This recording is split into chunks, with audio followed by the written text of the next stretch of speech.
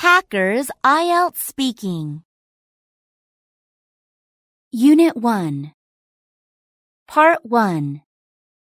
Are you a student or do you work? I'm a student. More specifically, I'm a college student majoring in business management. I'll graduate next year. Why did you choose your job? Frankly speaking, because the pay was great. When I was in college, I took out a student loan. Therefore, being able to make a lot of money was a priority for me when choosing a job. What is the best thing about your job? What I like most about my job is that I get to work with such nice people. Even though I haven't been there long, they seem to really care for me. For example, when I have a struggle with work, they come to me and give me useful advice. What do you not like about your job? The only thing I don't like is that I am frequently expected to work overtime. Last week, for example, I had to work late 4 out of 5 days. The workload is simply too heavy. Why did you choose your major? I chose business management because I'm more likely to get hired with a degree in that field. These days, getting a job is a big concern for college students. Therefore, I wanted to invest my time and money in a major that would pay off. What do you learn while studying your major? I have to take courses in management theory, accounting, and business ethics. Since I'm majoring in business administration, I have to study a lot of varied subjects like those. I think that will give me the skills I need to get a job after graduation. What are you going to do after graduation? I'll be looking for a job most likely. However, if things don't work out, I will take a break and travel overseas. Since I've never been to Europe, I think that's probably where I'll be headed. Do you prefer to study in the morning or in the afternoon? My mind is usually clearer in the morning, so I prefer to study then. Also, by finishing all my assignments early, I free up my afternoons and evenings. I can spend that time meeting my friends, playing games, or doing sports. Part 2. There are many interesting jobs these days, but the first thing that comes to mind is writer. There are many types of writers, such as novelists and screenwriters. Both these types of writers produce creative work with their own ideas. Surprisingly, none of these writing jobs really requires a specific education. Some writers can make it with just natural talent. In Korea, however, many people study Korean literature or creative writing to be a writer. Whether they have formal education or natural talent, all writers must have observational skills and diverse experiences. I find writing to be a very interesting job for several reasons. First, the work of writers is widely read, so they can share their ideas and cause emotional reactions in so many people. I think writing is really special because most people don't get to do that. I also think it's great that they can work wherever and whenever they want to. Unlike most workers who work 9 to 5 in an office, writers can do their work anywhere at any time. Part 3. What kinds of jobs make lots of money? There are several jobs that pay well. For one, professionals such as lawyers and doctors earn high salaries. This is because they have skills and knowledge that can only be picked up through long, difficult studies. Celebrities also earn significant amounts of money. Famous actors and singers often get paid millions of dollars just for appearing in an advertisement. That is a huge amount of money compared to the typical worker's wages. What kind of jobs should be better paid? I think that jobs in the service industry, such as server or retail clerk, should be better paid. This is because these jobs require working on holidays or over the weekend. Also, many of these jobs make people work long shifts in the evenings. Finally, servers and clerks have to handle customers' problems and demands. Therefore, they should be paid more than they currently are. Part 2. The company I would most like to work for is definitely Google. It has many different businesses, but it's most famous for its search engine. I've known about Google for many years, since its search engine is widely used throughout the world.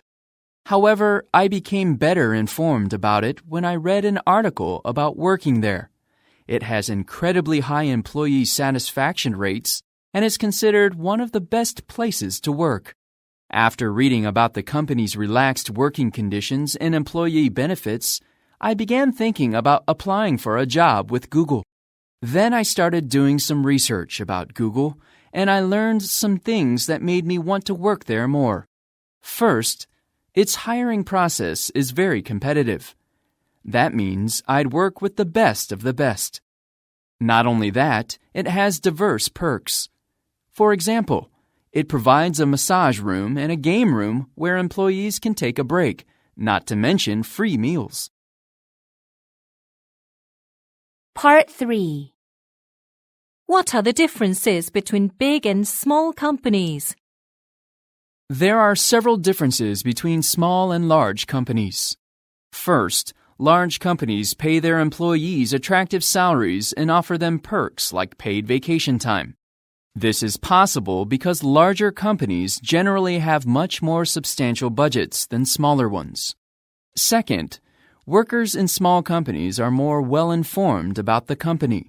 In big companies, there are many employees and projects, so it's hard for them to know about anything other than their own projects and the people on their team. On the other hand, employees in small companies are better informed about the company's overall projects, systems, and workers. Why do some people choose to work at small companies? I think some people work at small companies because there are lots of opportunities to expand their skills. In small companies, there are usually fewer staff members. This causes employees to take on multiple types of jobs. Therefore, I think working at a small company is a good option for those who like the challenge of learning new things. Unit 2. Part 1. Do you live in an apartment or a house? I live in a studio apartment. It consists of a single room and has just enough space for a bed and a desk. Even though it's quite small, it's cozy and comfortable. What do you like about your house or apartment? Let's see. First of all, my apartment is conveniently located. It's only about 3 minutes from the nearest bus stop. Secondly, it is not only well lit, but it also has a great heating and cooling system. So, it's warm in the winter and cool in the summer. What do you not like about your house or apartment? I'm content with nearly everything about my apartment, except for my upstairs neighbor. He is so noisy. For instance, he sometimes practices guitar in the middle of the night. What's more, he plays loud music all the time at full volume. What room in your house or apartment do you prefer most? I like my bedroom the most. There are a lot of cushions in it, so it is really snug. Moreover, I've got a big TV hanging on the wall. I love to watch movies while lying in bed. What can you see from the window of your house or apartment? I can see other apartment buildings and the street from my window. There are also several shops directly across from my house. To be more specific, there is a florist, a small grocery store, and a laundry service. How long have you been living there? I've been living there for 2 years now. I moved to my apartment right after graduating from high school. That's because I had to find a new place near campus, since my university is really far from my parents' house. Will you keep living there in the future? To be honest, I have no idea. I don't have any plans to move right now. However, if I get a new job or get married, I might need to find an apartment somewhere else. Do you want to live near your family when you get your own house? Yes, I'd love to. Even after I get my own place, I want to stay near my family if I can. That's because I don't want to spend hours on the road whenever I visit my parents. Besides, if I lived near her house, my mom would bring me hot food from time to time. Part 2. There are many important buildings in our town, but the 63 building comes to mind first. It is located in Yoido, overlooking the Han River. The closest subway station is Yoinaru Station, and it takes about 10 minutes on foot to get to the 63 building. As the name implies, the 63 building has 63 floors. It also has a unique exterior because it's covered in windows that are a golden yellow color. Due to its appearance, it's sometimes called the Golden Tower as well. The last time I visited the building was about a month ago. My sister and I went to one of its most popular facilities, the aquarium. We saw many different kinds of sea creatures, such as seals, dolphins, and penguins there. We also enjoyed the view of the city from the observatory on the building's top floor. The night view of Seoul was breathtakingly beautiful. The building is significant because it was the tallest building in Korea when it was built. Nowadays, the 63 building is one of the most famous buildings in Korea and acts as a landmark of Seoul. In fact, the building even represented the city in the world-famous movie The Avengers. Part 3. What are the differences between modern buildings and traditional buildings? There are significant differences between modern and traditional buildings. First of all, their construction materials are very different.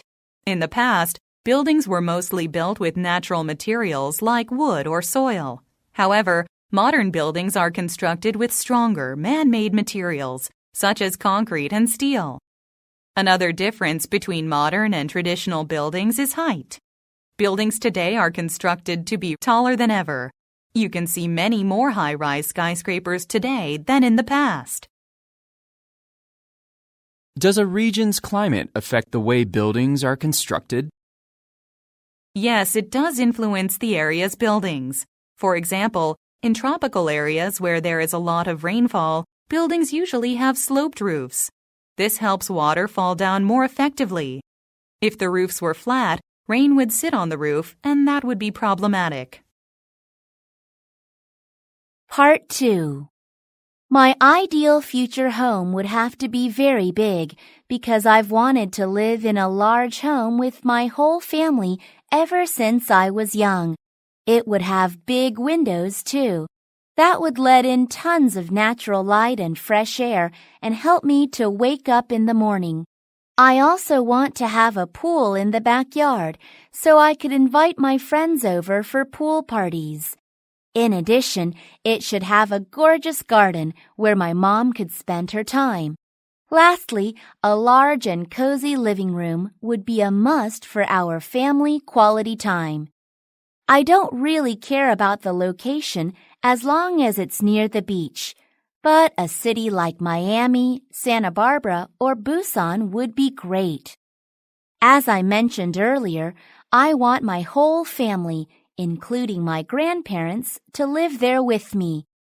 Living with my extended family has always been my dream, and living in this house would make my dream come true. I'm sure my home would always be filled with laughter and joy.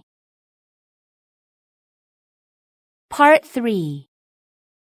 Do people prefer living in apartments or houses in your country?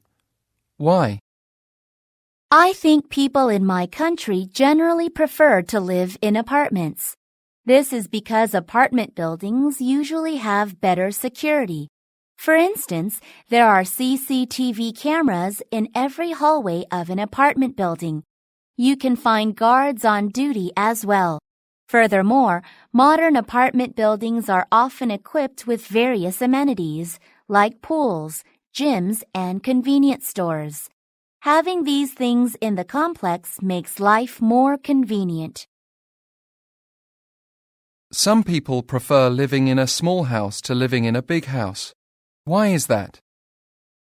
The specific reasons would be different from person to person, but I think people prefer smaller homes because they are far easier to maintain. They require much less time and effort to clean, and repairs are usually relatively minor. Also, smaller homes are less expensive. This makes them a much better choice for people who are on a budget. Unit 3. Part 1. Which region of your country do you live in? I live in the northwestern part of South Korea, in Seoul, the country's capital. Even though it is just one of the many cities in Korea, almost 1/5 of the Korean population resides there.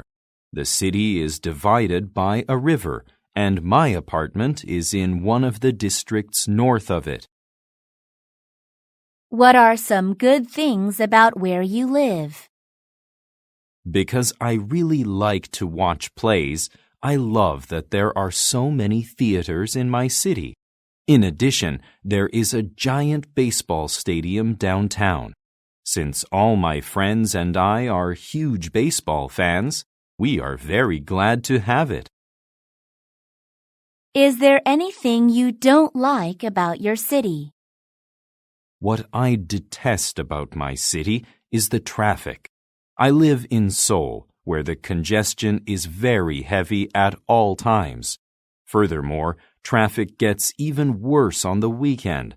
I always get stressed out while driving.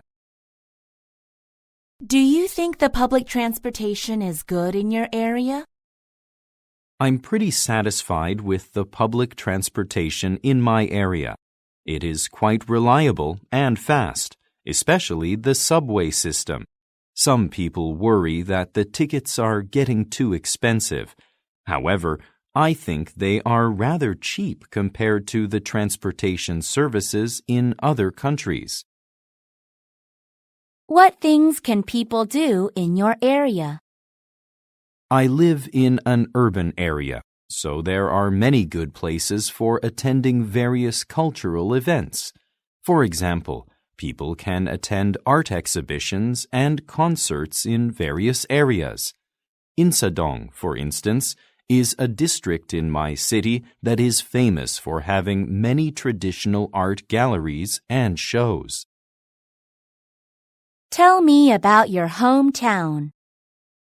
My hometown is Busan, which is the largest port city in Korea. It is located on the south end of the Korean peninsula. Not only does it have many skyscrapers, but it also has a number of great beaches. Is your hometown a good place to be raised? I think so. It has lots of places where kids can play and learn. For example, my father used to take me to the beach every Sunday to teach me how to swim. In addition, there was a big aquarium near my home, and I enjoyed watching exotic sea creatures every now and then. Do you want to live in the countryside when you get old? I don't think that would be a good idea. Since I have never lived in the countryside before, I'd have to learn a lot of things if I moved there. Besides, learning new things gets harder with age, so it would be very difficult for me to adjust. Part 2. There are many great places to go in my city, but my favorite one is the public library. It is located near my house. In fact, It only takes 5 minutes by bus to get there. Since it is located right next to the bus stop, I don't have to walk for very long. I go there every Saturday. Sometimes I also visit during the week when I need books to refer to for my work. Whenever I visit, I return books that I have finished reading and borrow some more. I can take out books for free as long as I'm a resident of my city. They'll even let me watch VODs in the computer room. There are many reasons why the public library is my favorite place. First, it's quiet. As you know, it's hard to find anywhere to relax when you live in a city. However, in the library, I can rest or study without being distracted by noise. Also, I can read many books. I'm a bookworm and reading is my favorite hobby. Being able to read many different kinds of books for free is great for me. Part 3. Do you think there should be more places to enjoy leisure activities in cities? Not really. It seems there are already a number of areas to enjoy leisure activities. For example, like any large city, Seoul has tons of gyms, libraries, theaters, and shopping centers. These are all great for people looking for things to do. Of course, it would be great if we had even more leisure facilities, but I don't think that is essential.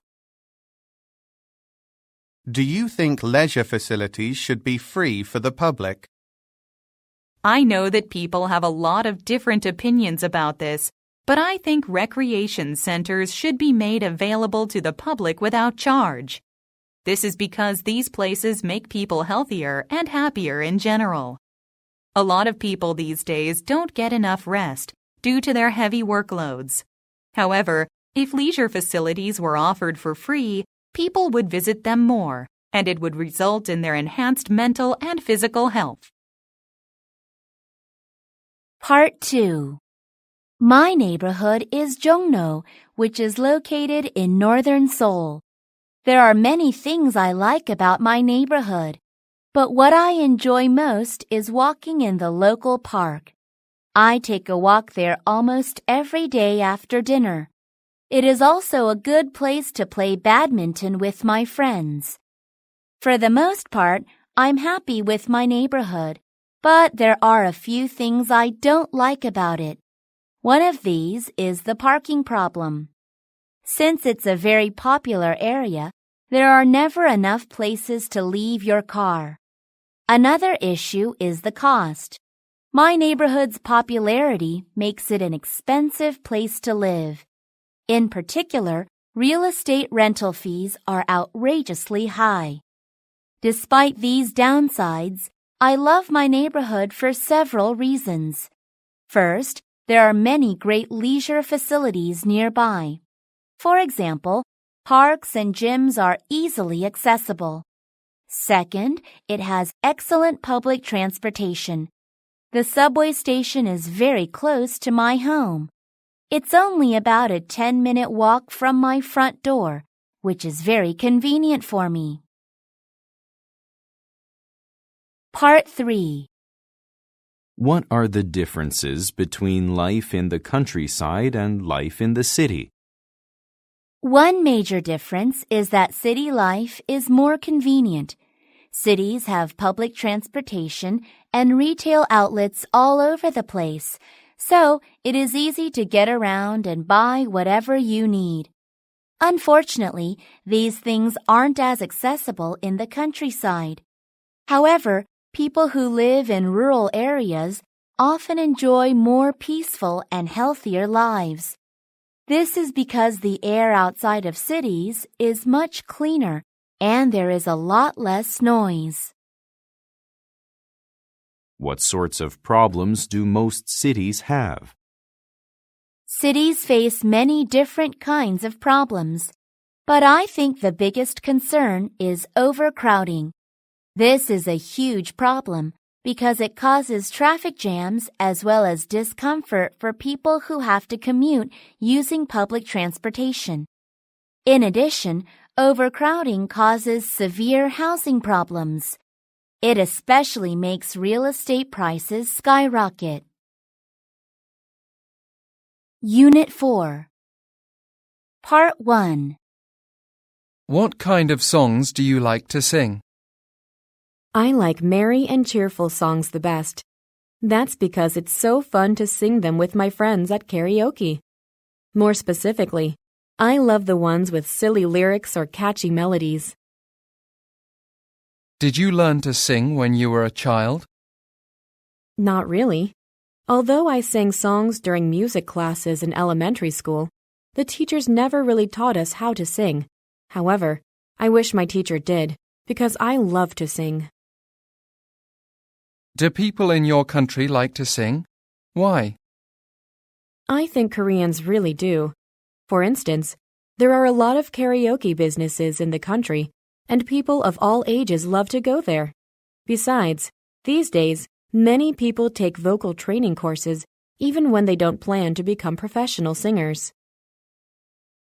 Do you like dancing? Yes, I like to dance. Even though I do not know many dances, I have several moves that never fail to impress my friends. So whenever I have the chance, I perform my robot dance routine. When do people usually dance in your country? Koreans mostly dance when they are partying. Young people like to go to clubs to party, and they usually dance to hip-hop or electronic music while there. In addition, Koreans also dance whenever there is a talent show. Do you collect anything? I collect coins from different countries. I started doing this because I love to travel overseas. So far, I have collected coins from several European and Asian countries, including France, Spain, Italy, Thailand, China, and Japan. Why do you collect them? I collect them because they remind me of good memories. For example, when I see the coins that I collected from various countries, I recall my experiences traveling to each of them. Also, all of them have unique designs, so I enjoy looking at them. What do you do when you get stressed out? Whenever I get stressed out, I like to discuss my problems with my friends. I talk about my feelings, and they listen to me carefully. Sometimes, they give me advice on how to deal with my situation, too.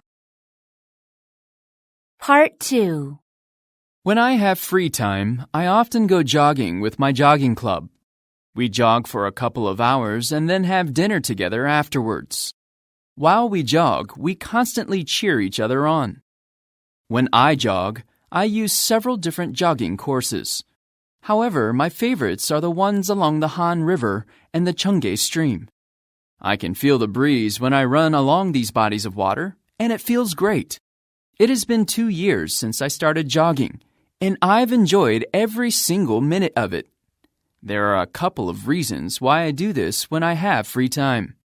First, although the activity itself is exhausting, my body feels much lighter after I jog. Also, it seems to have made me healthier. I haven't caught a cold or had a headache since I started jogging. Moreover, I've made many friends in my jogging club. We get together often to buy sportswear and to just hang out. Part 3. What are the benefits of having free time?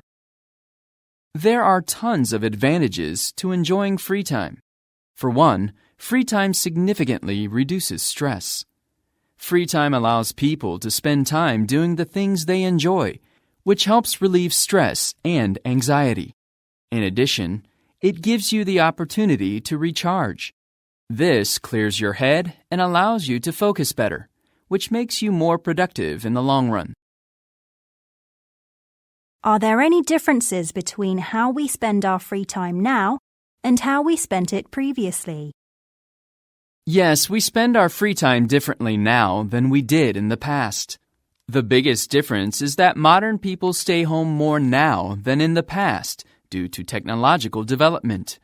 For example, nowadays people seem to stay home watching YouTube videos, listening to music, or surfing the internet on their smartphones. But in the past, they went out to play sports or to stroll. Part 2. There are many movies that I like, but my all-time favorite is Home Alone, which is a holiday comedy and action movie. It's about a young boy named Kevin. On Christmas, his family accidentally forgets him when they leave for their Christmas vacation. Then, he is put in a situation where he has to defend the house against two thieves. I have watched this movie at least 10 times because I have watched it every Christmas since I was young. There are several reasons that I love this movie the most. First, it's good for a laugh. I like movies that make me laugh without thinking too seriously. In this movie, there are no hidden serious messages. It's just fun to watch with a relaxed mind. Also, the actors' performances are great. The actor who plays Kevin is really good at acting, despite his young age. In addition, the performances by the supporting actors, the thieves, are so realistic that they really seem like bad guys. Part 3. What movie genre do people in your country enjoy most? Individual preferences differ from person to person, but I think the most popular genre overall is comedy. This is because people these days experience a great deal of stress and worry. Watching funny movies allows them to forget about their concerns temporarily. When they laugh at something amusing or ridiculous on screen, their problems get pushed to the back of their minds. Do people prefer watching movies at home or at a cinema? I think many people would rather stay home to watch movies. First, watching them at home saves time and money. Movie theater tickets are quite pricey today. It also takes a while to get to the theater if you don't live nearby. Second, watching movies at home is much more comfortable. At home, you can lie down on the sofa, chat with your family, and even pause the movie to run to the bathroom. However, at a cinema, none of these are possible. Unit 5. Part 1. What kind of music do you like to listen to? I'm into dance music nowadays. More specifically, I love to listen to trendy songs by girl groups. They usually have fast tempos and upbeat melodies, so they improve my mood greatly. Do you prefer to listen to live music or recorded music? I definitely prefer live music. Listening to recorded songs cannot compare to watching artists actually perform on stage. However, concert tickets are expensive, so most of the songs I listen to are recorded. Do you like to take pictures? Why? I do like to take pictures. In my opinion, photos are the only real souvenirs. For example, if I go to a restaurant and the dishes look fabulous, I need to take pictures of them. There's no other way to remember them or show them to friends. What do you do with the pictures that you take? Most of the time, I share them with my friends and family. Whenever I take pictures, I take multiple shots. After that, I choose the ones I like the most. Then I upload them on various social networking websites. Do you think you should learn skills related to photography? For now, studying photography isn't really that important to me. I only use my cell phone to take photos, so there might not be a lot to learn. Besides, my photography skills aren't that bad for the kind of pictures I usually take.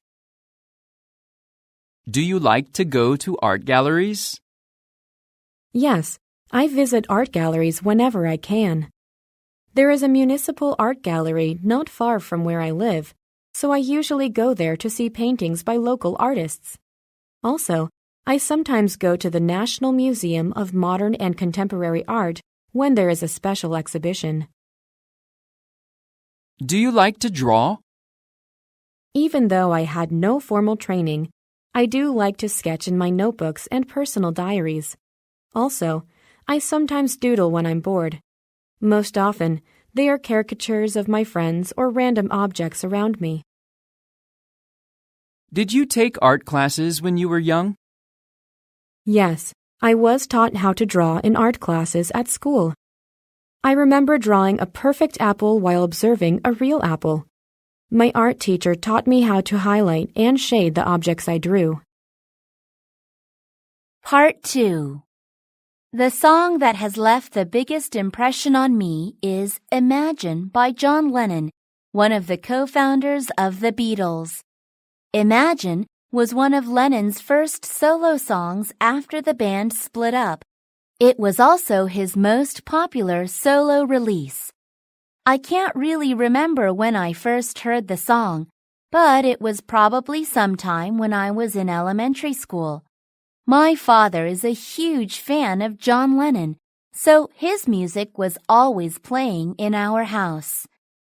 I don't listen to this song often since I'm into other types of music like hip-hop these days. However, I play this song at least once a year on my father's birthday because it's his favorite song. There are a couple of reasons why this song is memorable. First, my brother and I sang it together at my father's birthday party.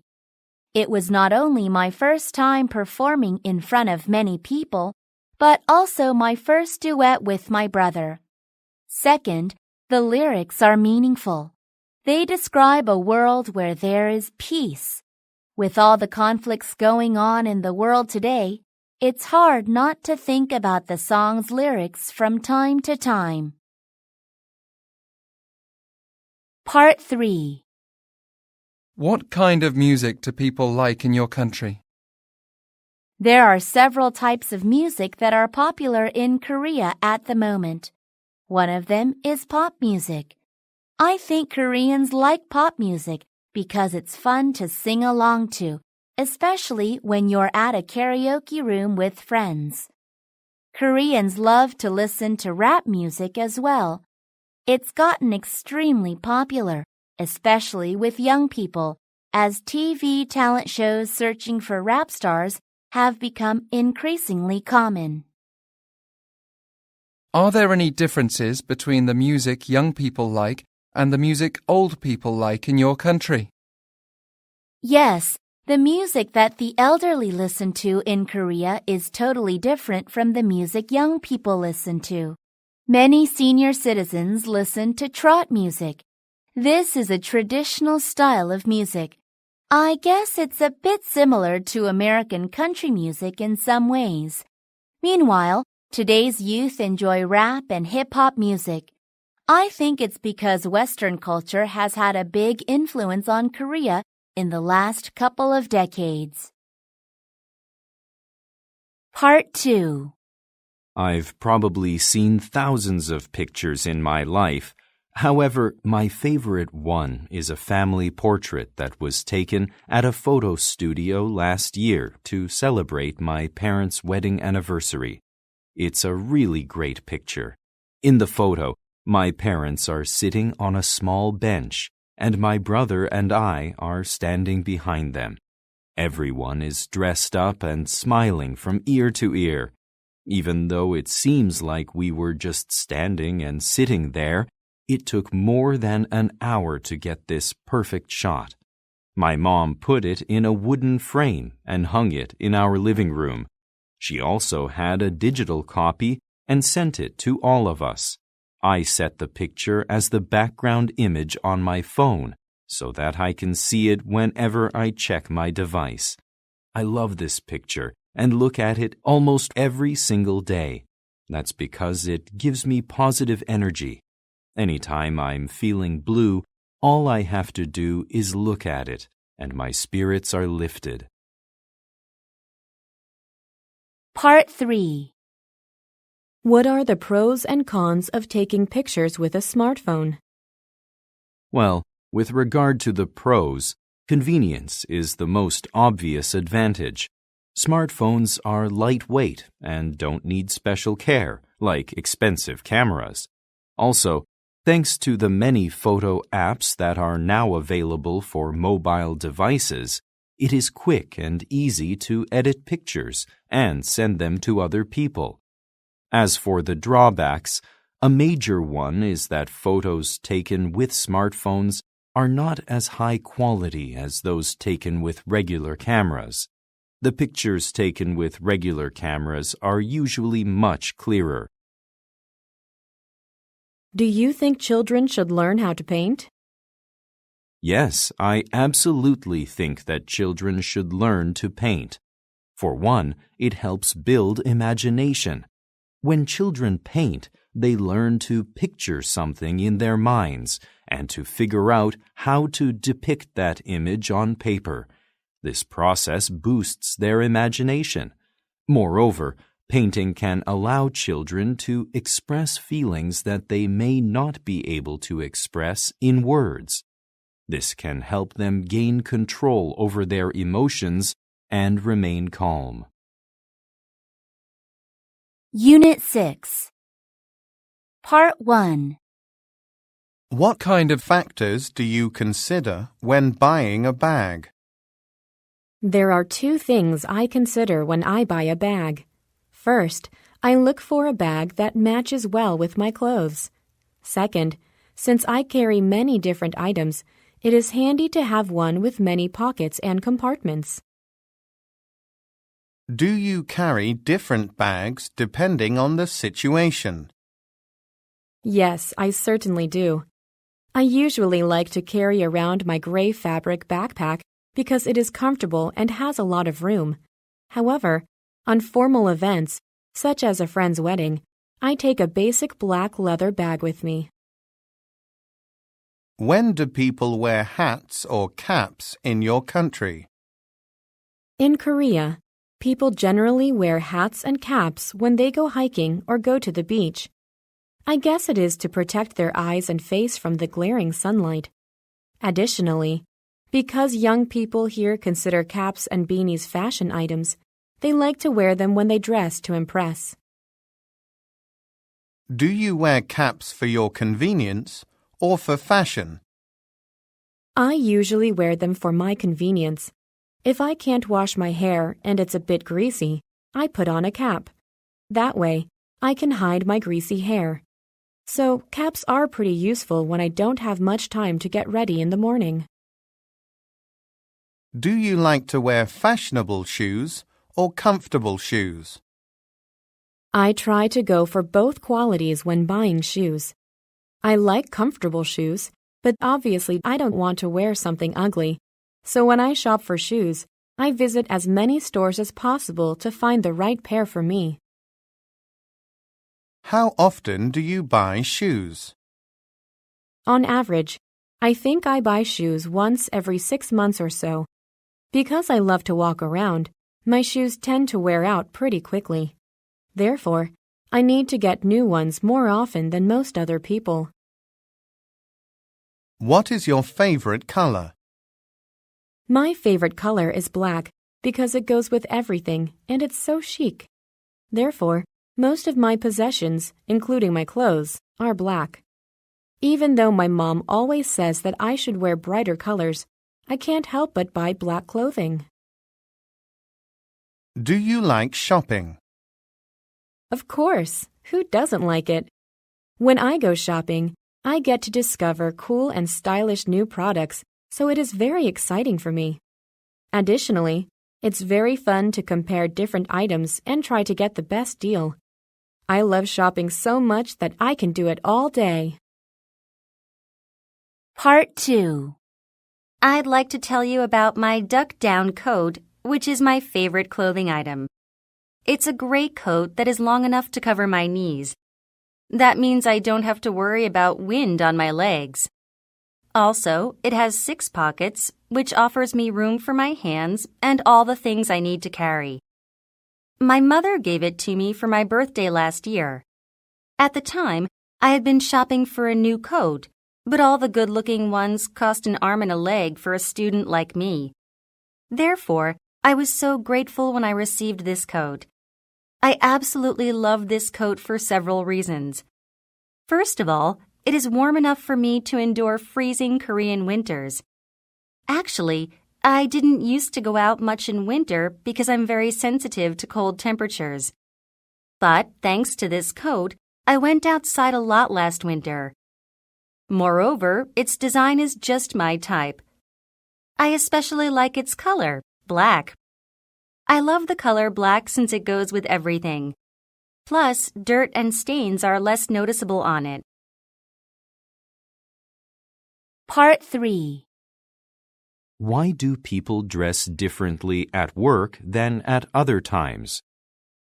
The specific reasons differ from person to person, but it seems that it's mostly because people are expected to look professional at work.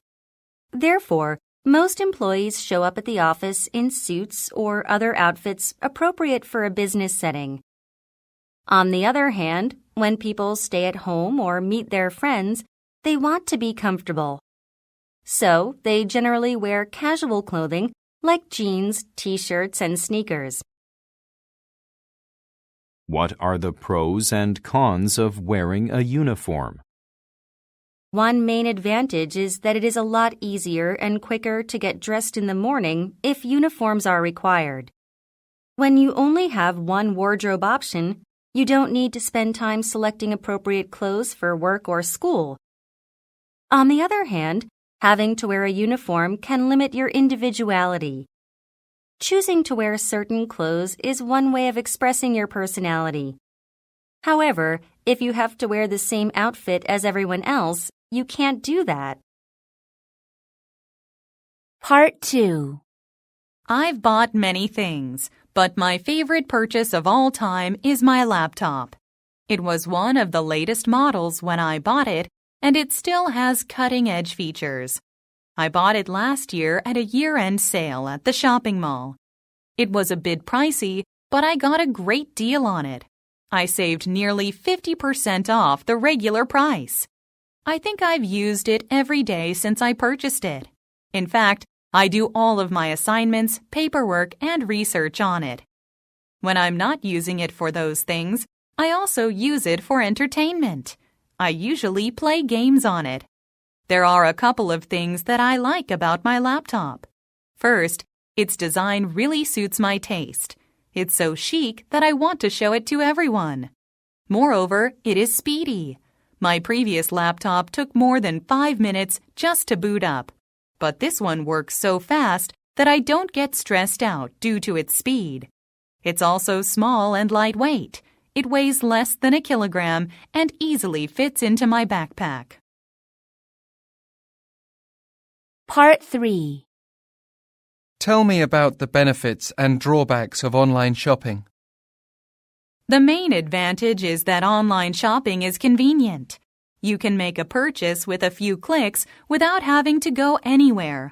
But as for its disadvantages, you might purchase something that doesn't fit properly, since you can't try anything on. Even worse, it is difficult to get a refund or replacement when you get items that are not your size. Do people prefer small shops or large shops in your country? I think individual preferences differ from person to person.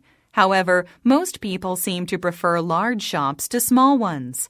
For one, bigger stores tend to offer more diverse products than small shops because their large size can accommodate a greater inventory. Plus, I think shoppers receive better service at large stores because there are plenty of employees who have been specially trained to handle customer needs. Unit 7. Part 1. Do you like walking? Yes, I find it relaxing to walk around town. Whenever I'm stressed or have a lot on my mind, I go out for a walk. Since I usually don't exercise much, I think it is good for my health, too. Do you visit parks often? I go to the park near my house 2 to 3 times a month. However, when the weather's sunny and clear, I visit it almost every day. When I visit, I usually stroll around the park to enjoy nature. Have you learned to swim? Yes, I actually learned to swim recently. I didn't learn how when I was a child since I had a fear of water. But as I grew up, I wanted to overcome my fear and decided to learn. Now I can swim pretty well. Do you think children should learn to swim? I think it is vital for children to learn how to swim because it is a skill that could save their lives. Furthermore, swimming is a fun activity for children, as well as a good workout. By swimming, children can have a good time while becoming healthier. What is the most popular sport in your country? That would be baseball. There are dozens of baseball stadiums throughout the country, and they are filled with spectators whenever there is a match. Moreover, many Koreans watch Major League Baseball matches on cable TV. What kind of outdoor activities did you participate in when you were a child? When I was 5 or 6, I used to play soccer every day with other children from the neighborhood. While playing soccer, the older kids explained the rules to me. Also, some of the kids' fathers sometimes came along and taught us how to play better. Which do you prefer, indoor or outdoor activities? I prefer outdoor activities because I'm an active person. Whenever I meet with friends, we usually play badminton or go cycling. I love to do these activities because they allow me to exercise and get some fresh air. What kind of indoor activities do you enjoy? I enjoy watching TV when I'm at home. There are a couple of TV shows I like, and watching them really relieves my stress. My other favorite indoor activity is playing computer games. I usually invite my friends to my house so that we can play them together. Part 2. There are several parks in my city, but my favorite is Han River Park. It is a city park located along the Han River in Seoul. From my house, it only takes about 10 minutes to get there on foot. Since it's so close, I go there at least once a week. I normally don't go until the weekend when my friends or family can join me. However, I sometimes go alone during the week when I want to get some fresh air. At the Han River Park, you can do a variety of things. It has some of the best bike paths, badminton courts, and flower gardens in the city. So, this park is a great choice if you want to play sports or look at colorful flowers. The best part is that all of these activities are open to the public and free of charge. I visit this park quite often because it's the perfect place to relax. In a highly populated city like Seoul, the Han River Park is one of the few places to enjoy peace and quiet. I often go there just to sit on the grass and think without being interrupted by the sounds of the city. Part 3. What do people usually do at the park? That depends on the person, but I think people usually use parks as places to relax and spend time with their friends. It's pretty common to see groups of people sitting on the grass and chatting. People visit parks to play sports as well. Whenever I go to the park, I always see people riding bicycles and using the basketball courts. Do you think parks are important? Yes, I think that parks are essential for several reasons. First, they provide people with a place to relax. People can unwind and recharge while relaxing in the park. Also, parks are good places to exercise. Most parks have running trails, athletic courts, and exercise equipment. Thankfully, most of those are free for anyone to use. Part 2. There are several sports that I've learned, but I'd like to talk about swimming, which is my favorite sport these days. Swimming is a total body workout, which means that every muscle of the body is used. So basically, it's one of the best workouts for building up one's physical strength. I started swimming because I always had a fear of water and wanted to overcome that. I also thought it was an essential life skill. Not knowing how to swim could have been deadly if I'd had an accident and somehow ended up in the water. I could have easily drowned. So I gave it a go. To learn how to swim, I signed up for swimming classes. When I first started swimming, I couldn't even float on my own. Thankfully, my swimming coach was very patient with me. Thanks to his help and encouragement, I continued taking lessons every morning for over a year. I've experienced many benefits from swimming. Its greatest advantage is that I'm no longer scared of water.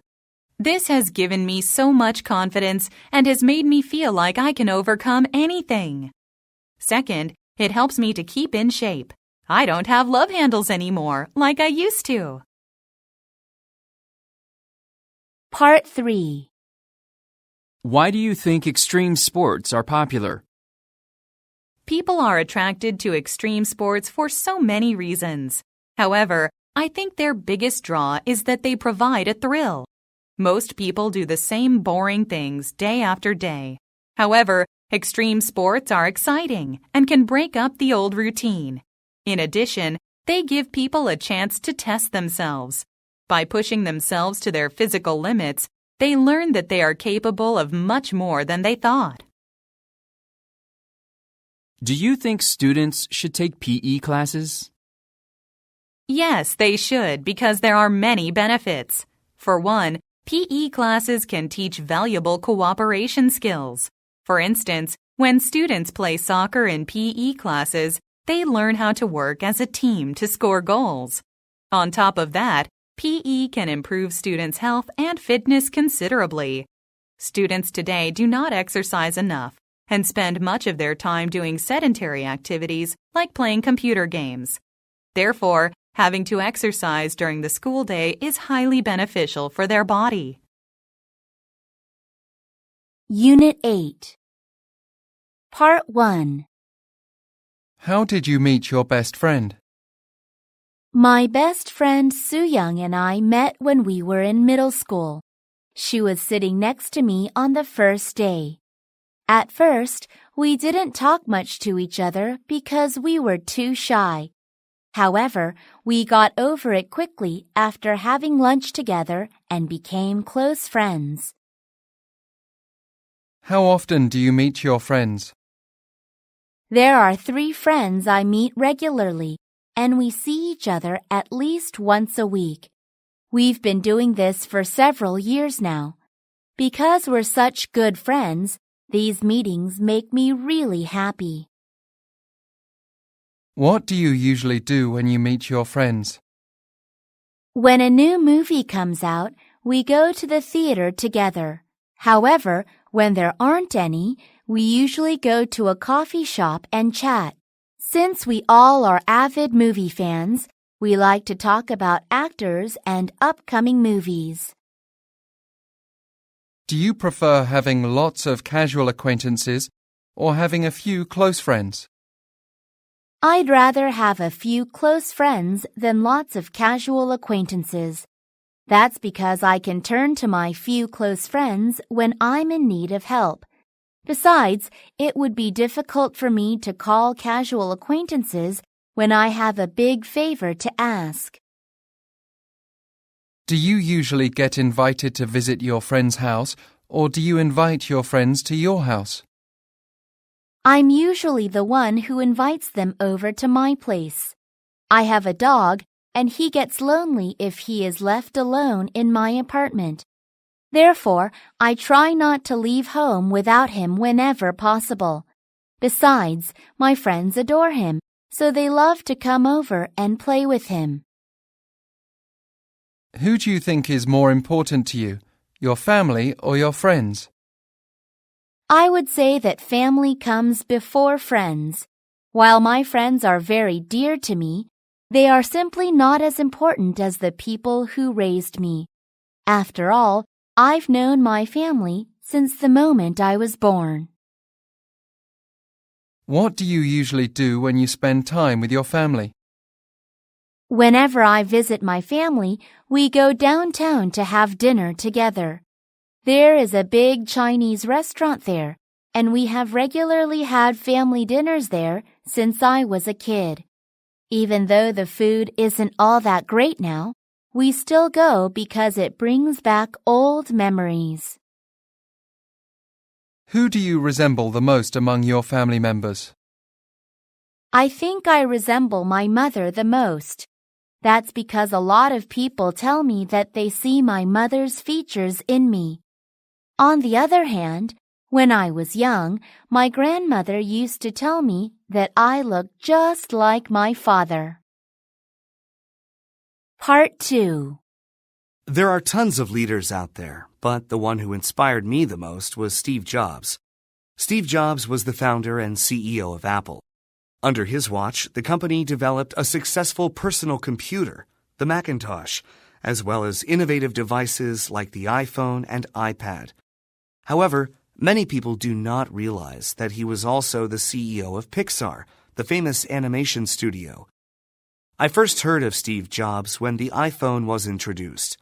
After that, there were tons of articles saying he was one of the most innovative and influential people in the world. This made me curious about him, so I eventually read his biography. It was very inspiring. Steve Jobs was a very motivational leader. He never let a fear of change extinguish his desire for a technological revolution. In addition, he was great at convincing others to support his vision for new technology. He even won over people who didn't initially like his ideas. His attitude inspired me to have faith in myself and persist with my ideas. Part 3. What are the qualities of a good leader? There are several key qualities that all leaders should possess. First of all, good communication skills are vital. When you're in charge of other people, you must be able to provide them with clear instructions. And to do this successfully, the ability to communicate well is a must. Moreover, good leaders should be passionate about what they do. A leader's passion motivates other people as well. This makes them work harder to accomplish the objectives of their team. What should schools do to help children improve their leadership skills? I think schools should encourage students to participate in group activities. This would teach students how to cooperate and communicate. After all, these are very important skills for future leaders. Further assigning homework could also help students develop their leadership skills. When children get homework, they have to finish it by the assigned date. By doing so, they develop a sense of responsibility and the ability to manage their time. Both of them are important leadership skills. Part 2. Of all my friends, I think the most interesting is a girl named Mina. She always stands out in a crowd. She is not only extremely beautiful, but also very tall, around 180 centimeters. She always attracts attention, especially when she's with her twin sister. They look so much alike that no one can tell the difference between them. I first met Mina in college. We were both at the orientation session and realized that we had the same major. We ended up taking a lot of classes together over the years and became best friends. We still spend a lot of time together. We meet a couple times a week to go shopping, check out art exhibits, or just hang out. Sometimes we even take international trips. For instance, we went to Taiwan together last summer. As I mentioned, Mina is the best friend I've ever had. She always makes me feel happy and comfortable. Her kind heart makes me feel that she'll always be there if I need her. On top of that, she always makes me laugh. She has such a great sense of humor that I can't stop laughing when I'm with her. Part 3. Is friendship important? I absolutely think that friendship is vital. For one, Friends provide emotional support. We all go through difficult times in our lives, and having a friend to lean on provides a lot of comfort during these times. Moreover, friendship can boost self-esteem. We sometimes suffer from a lack of confidence and see ourselves in a negative light. When this happens, it's nice to have friends to remind you of what a great person you are. Do you think people can become friends with their colleagues? That really depends on the work environment and the kinds of coworkers you have. In certain circumstances, it is possible to develop a friendship with someone from work. This is because they are familiar with what you do and can understand the problems and challenges you might be experiencing. Therefore, they might be able to give you really helpful advice, which can lead to friendships. Unit 9. Part 1. What kind of snack do you like? I'm practically in love with potato chips. They are so tasty that I could eat them all day, every day. Although they come in many different flavors nowadays, my favorite has always been original. Do you eat different snacks depending on the time of the day? Sure. I usually like to eat nuts or fresh fruits such as strawberries, bananas, or kiwis in the morning. However, when I get hungry in the afternoon, around 3 or 4, I usually grab a bag of chips or a candy bar. Do you enjoy eating chocolate? Yes, I have a sweet tooth and I love to eat chocolates. Whenever I start eating them, I usually can't stop until they're gone. Eating chocolate improves my mood. Since all my friends are well aware of this, they always get me some for my birthday. Do you like cooking? I really do. There is a blog with many recipes that I like to visit, and it's great fun to try them out. While many Korean traditional dishes are too difficult for me at this point, I love to cook simple food, such as spaghetti or beef curry. Who does the cooking at your home? Most often, my mother is the one who cooks for the family. She usually makes steamed rice and soup and serves the main meal with various side dishes. I sometimes fix my own meal when she's not around. However, even when I follow her recipes and use the exact same ingredients as she does, my food never tastes as good as hers. When you were a child, did you help your parents to prepare meals? Yes, I sometimes did, especially during big holidays like New Year's and Thanksgiving. In my country, it is customary to cook a lot of food for these holidays, so I used to help my parents prepare dinner. Even though my parents didn't let me use the stove or knives, they allowed me to wash vegetables and roll dumplings. Do you think children should help their parents prepare meals? Of course. In fact, I think it is a great way to educate children. For starters, children can learn to be responsible by being given a daily cooking assignment to complete. Moreover, cooking is a very useful life skill, and it is good to start learning it early on. What kind of food is popular in your country? Fried chicken certainly is. It is a very popular food to have delivered to your home, and it's even sold at sports stadiums during matches. I once heard that there are more fried chicken joints in Korea than there are McDonald's restaurants in the entire world. Part 2. I do several things to ensure that I remain healthy. However, I think the most important of them is eating well. I totally agree with the old saying, "You are what you eat," so I avoid putting processed foods into my body. This means that I don't consume oily fried foods or sugary drinks and snacks.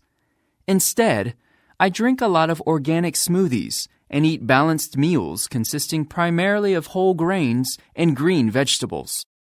Moreover, I never forget to take my 3 daily vitamin supplements. I initially started this diet because my immune system was weak and I weighed a lot more than I do now.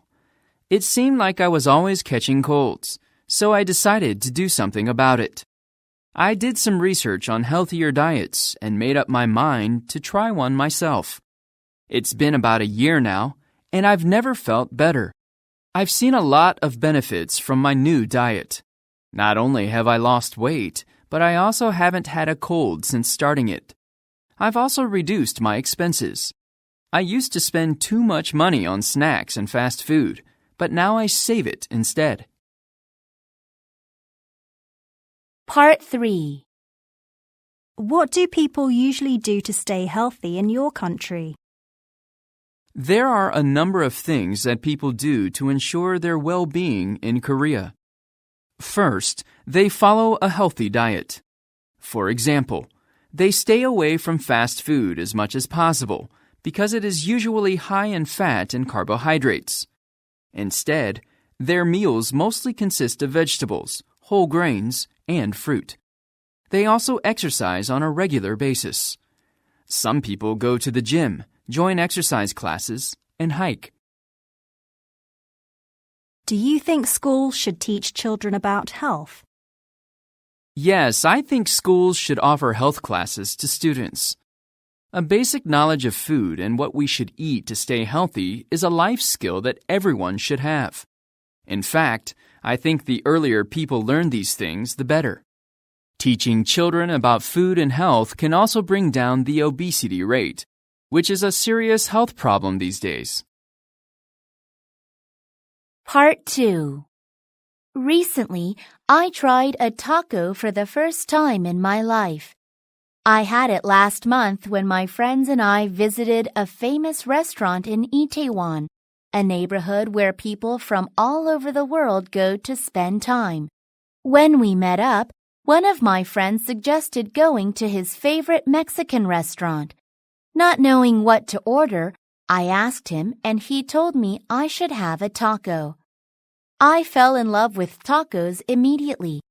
Although the taco I ordered was quite spicy, I couldn't get enough of the unique flavors from the sauces and spices. The beef was moist and tender, and the melted cheese and fresh vegetables on top complemented it perfectly. The combination was out of this world. Since I had never tried Mexican food before, I was not expecting much, but everything about that taco blew my mind. I'm so glad I tried it. I think it's my favorite foreign dish now. Just thinking about it makes my mouth water. Part 3. Do you think the responsibility for teaching children healthy eating habits lies with parents or with teachers? Both parents and teachers have a major influence on children. However, when it comes to teaching them how to eat healthily, parents should be responsible. This is because children mostly have meals with their parents, not their teachers. Therefore, parents have more opportunities to keep an eye on their children's eating habits and correct any unhealthy ones. Who tries new and exotic food more often, the elderly or the young? I'd say that young people are more likely to give new foods a try. This is because young people are generally more adventurous and willing to venture outside their comfort zone. They might view eating something new as fun. In contrast, elderly people are not that curious or daring. They are used to eating certain foods and are satisfied with them. Unit 10. Part 1. Which do you use more often, buses or taxis? I use buses more often than taxis. Where I live, buses can go anywhere that taxis can, and they are cheaper, so it makes more sense to take buses rather than taxis. That said, I do use taxis when I need to get somewhere as fast as possible. However, these cases are quite rare. Which do you prefer, public transportation or private cars? I prefer using public transportation to driving. Buying and maintaining a car costs a lot more than paying for buses and subways. Furthermore, I don't have to concentrate on the road when I take public transport, so it's more comfortable for me. What is your favorite type of transportation? I enjoy taking trains the most because they are very fast and never get stuck in traffic jams. Also, train accidents rarely happen, so they are safer than cars or buses. On top of these, unlike other land vehicles, trains have onboard restroom facilities, so they're more convenient as well. Do you think many people ride bikes in your country? I don't think a lot of people ride bikes in Korea. I almost never see anyone riding them except in parks and city squares. Besides, I think the roads in my country are generally too dangerous for people to travel by bicycle. Did you learn how to ride a bike when you were a child? Yes, my father gave me a small bike for my 8th birthday and taught me how to ride it. At first, I had a hard time keeping my balance, so my father had to attach training wheels to my bike. However, after a lot of practice, I finally learned to ride it without them. Do you think children should learn how to ride a bike? I'm sure that learning to do it is a good thing for children. Since riding a bicycle is usually challenging for children, mastering it can boost their confidence. Plus, by practicing riding, children can develop a sense of balance as well. Is it safe to ride a bike in your city? I think riding bicycles in my city is dangerous. Although some parts of the city have bike lanes and paths, most do not. Without those, cyclists are dangerously unprotected. On top of that, some motorists drive recklessly, which can be deadly to those on bicycles. Have you ever taken a long-distance trip by bus or train? Earlier this year, I visited my family in Busan for the holidays, and I took a bus to get there. Since the route went through the countryside, I got to see a lot of beautiful scenery.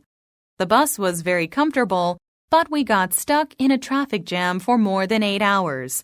Consequently, I was really exhausted by the time I arrived. Part 2. Out of all the countries in the world, the one I want to visit most is France. It's in Western Europe, which is unfortunately quite far from Korea. In fact, the flight from Incheon to Paris takes at least 12 hours. I've always been intrigued by France because of its historical buildings and monuments. Most of the structures here in Korea are quite modern. Aside from that, I'm fascinated by French cuisine. French chefs make some of the world's best dishes, and I want to taste them. All of these things about France really make me want to visit. There are tons of things I want to do in France, but if I get a chance to go there, my first stop would definitely be the Eiffel Tower. I've seen its sparkling lights so many times in movies, but I want to see them for myself. After that, I'd love to stop by the Louvre Museum to check out the Mona Lisa, and then I'd spend some time at a real French bistro. I'd like to try some wine and dessert since both are supposed to be amazing there. Lastly, I want to meet new people there. France attracts many tourists from all around the world, so I might be able to meet all sorts of interesting people. Part 3. What are the benefits of traveling abroad? There are multiple advantages to traveling abroad. First, international travel provides an opportunity to broaden your horizons. You not only get to learn about foreign cultures, but you also get to meet people from around the world. Furthermore, it is an opportunity to immerse yourself in a language and improve your skills in it. Since the people around you will be speaking a different language, you'll have no choice but to speak it. What are the advantages and disadvantages of a long journey? The positive part about long journeys is that they give you the chance to experience a place more thoroughly, which means you get to see and learn more things. On the other hand, you might only get a glimpse of the place if you're only there for a short time. One of the downsides is that you can sometimes get really lonely. If you're away from your friends and family for a long time, you might start to miss them. You could end up feeling isolated and homesick. Part 2. There are several journeys that I make on a regular basis, but my trip to work is the first one that comes to mind. I go to my office every weekday, but I sometimes go there on weekends as well if I have work to do. My workplace is in Pangyo, which is an area packed with IT companies. It's kind of like the Korean Silicon Valley. To get to work every morning, I roll myself out of bed when my alarm starts buzzing at 6 a.m. Since I have to be in the office at 8 a.m. sharp, I need to start getting ready this early. When I'm ready, I take the subway to work. The nearest station is about a 10-minute walk from my house, and the entire trip takes an hour. Speaking frankly, I have to say that it's not my favorite trip. That's because I have to stand the whole time as there are no empty seats during rush hour. Due to this exhausting commute, I'm sometimes worn out when I finally arrive at work. But these days, I try to make the time I spend traveling to work more enjoyable by listening to educational podcasts or watching videos in English. Part 3. Do people like air travel? It depends on the individual's preferences, but I think most people enjoy traveling by plane. That's because it's the fastest way to get anywhere. For example, traveling from Korea to Japan takes an entire day by ship, but it's less than 2 hours by plane. In addition, airlines offer great services. Flight attendants take care of all their passengers' needs. Plus, many airlines now offer in-flight entertainment systems with movies, TV shows, and video games. Why do people want to have their own cars? I think people purchase cars to save time. If you own a car, you don't have to wait for a bus or the subway, and you don't have to sit through multiple unnecessary stops. Plus, it is far more comfortable to drive your own car. To be specific, when you drive, you don't have to endure crowded buses and subway cars in which you're squashed between strangers. Unit 11. Part 1. What is your favorite season? Of the 4 seasons in my country, I like autumn the best. The weather is neither too hot nor too cold at that time. Likewise, the amount of sunlight is just right, so there are many beautiful sunny days in fall. Do you like rainy days? Why? Not at all. I hate it when my shoes and clothes get wet. Also, if there are strong winds, I get soaked whether I carry an umbrella or not. As a result, walking outside is absolutely horrible on such days. Do you like sunny days? Why? Certainly. Sunny days are my favorite kinds of days. I like the feeling of warm sunlight on my skin, and the sky is beautiful to behold when it is clear and blue. In addition, I tend to feel more energetic on days like these, so I'm more productive. Is there a good place to go in your neighborhood on sunny days? Yes, there is a small park in my neighborhood that I like to go to when it's sunny. It has a couple of benches, so I can sit down and read books on one of them while enjoying the weather. Furthermore, there are several big trees with many branches, so I can take a seat in the shade if the sunlight becomes too intense.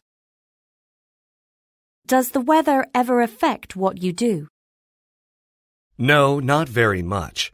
On weekdays, I spend most of my time inside, so the weather doesn't affect me. However, when it rains, I like to drink twice as much coffee as I usually do to keep myself awake. Have you ever taken care of flowers or any other type of plant? Sure I have. Someone gave my parents a potted plant several years ago, and I was charged with watering it. In the beginning, I made frequent mistakes because I was not sure how much water I should give it or how often. However, I became better at it over time, and the plant thrived. Have you given flowers as a gift? Of course. The last person I gave flowers to was my mother. I bought her a bouquet of roses for her birthday. Although she said that I didn't have to get them for her, I could see that they made her really happy. Have you raised a pet? I got a puppy when I was 10. He was a small poodle that used to follow me everywhere I went. I was in charge of feeding him, and since I loved to do it, he became a bit overweight. Part 2. The most interesting wild animal to me is the polar bear. Polar bears are quite large, weighing up to 700 kilograms, and they are all white aside from their black noses. This allows them to blend in with the snowy landscapes they inhabit. It also makes them look like giant white teddy bears. I first saw a polar bear in a Coke commercial as a kid. Even though it was an animated bear, it was the first time I learned they existed. Later, when I was in middle school, my class visited the zoo and I got to see polar bears with my own eyes for the first time. It was really awesome seeing them swimming and catching fish. However, I was taken aback when I saw how large they really are. I think these white bears are indeed interesting for a couple of reasons. Although they seem really cute like cartoon characters, they're one of the most powerful predators in the world. Plus, despite their massive size, they can run faster than deer and swim faster than seals. Part 3. What are the advantages and disadvantages of having pets? The best thing about having a pet is that it is good for your mental health. When you have a pet, you never feel lonely because they always show their affection. On the downside, pets require a lot of maintenance. You need to have a great deal of time and energy to take care of them. Feeding them, playing with them, and keeping them clean are not always easy jobs. What kind of pet is most common in your country? There are many different kinds of pets in Korea, but dogs are the most common. People here enjoy having dogs because they are loyal. Dogs always wait at the door for their owners to come home. Plus, they put people in a good mood. For example, when you come home after a long day, your dog comes running to you and wants to play. This makes it hard to stay angry or sad and makes you feel better. Part 2. I'd like to tell you about a trip last year, which didn't go as I expected. My family and I had planned a trip to Jeonju, a city famous in Korea for its historic buildings and traditional foods. We'd spent weeks planning the trip and had already reserved our hotel, dinner, and some tours of the old buildings, so everyone was really excited. Unfortunately, on the day we were supposed to leave, it was raining cats and dogs. The rain was so heavy that we couldn't see in front of our car. Therefore, we had no choice but to cancel the trip. We couldn't risk driving under those conditions. Instead, we just stayed home and watched a movie. I was really disappointed. I was looking forward to the trip, and I had put in so much work planning it. To make matters worse, we still had to pay for the hotel and some of the attraction tickets since we canceled at the last minute. I think I'll keep an eye on the weather forecast next time I plan a trip. Part 3. Do people often have conversations about the weather? Why? Yes, people often talk about the weather. First, talking about the weather keeps things light and simple. There are some subjects that could start an argument, like politics, but making a remark about the weather never causes any problems. Besides, it's a good way to start a conversation with anyone. Sometimes we don't know exactly what to say, but feel like it is necessary to say something. In these cases, the weather is the perfect topic. What do people do in each type of weather? People do several different things according to the weather. On warm and sunny days, people like to spend their time outside. They have picnics or take strolls in parks. I guess that's because people generally like to bathe in the sun. On the other hand, people tend to stay indoors when it's rainy and gloomy. They sometimes watch television or read books. Unit 12. Part 1. Do you think birthdays are important? I think they are significant. Birthdays give me a chance to express how much I love and appreciate my friends and family members. Plus, I think birthdays are great occasions for people to get together. For example, my friends and I are normally too busy to see one another, but we make time to have dinner whenever it's someone's birthday. Who do you usually spend your birthday with, friends or family? Well, I spend time with both. During the day, my friends normally take me to a fancy restaurant for a meal, then to a cafe or a bowling alley, depending on my mood. After that, I usually go home to spend the evening with my parents. How do children in your country spend their birthdays? According to my sister, who has an 8-year-old kid, Korean children usually invite friends to their house to have a birthday party. At the party, the children eat their favorite foods and receive gifts from their family and friends. They also make a wish and blow out the candles on their birthday cake. Do you like to give gifts? Sure, I love to give little things to people around me, even when there's nothing to celebrate. The things I like to give are small practical items, such as pens and free drink coupons. I give these to show people that I appreciate and care about them. Plus, I feel good when they thank me for the gifts. When do people give and receive gifts in your country? Besides birthdays and anniversaries, Koreans usually exchange gifts at Christmas, even though many of them are not Christians. Additionally, it is customary to send out cards and gifts at the end of each year. This is to express thanks to people who have helped us out during the previous 12 months.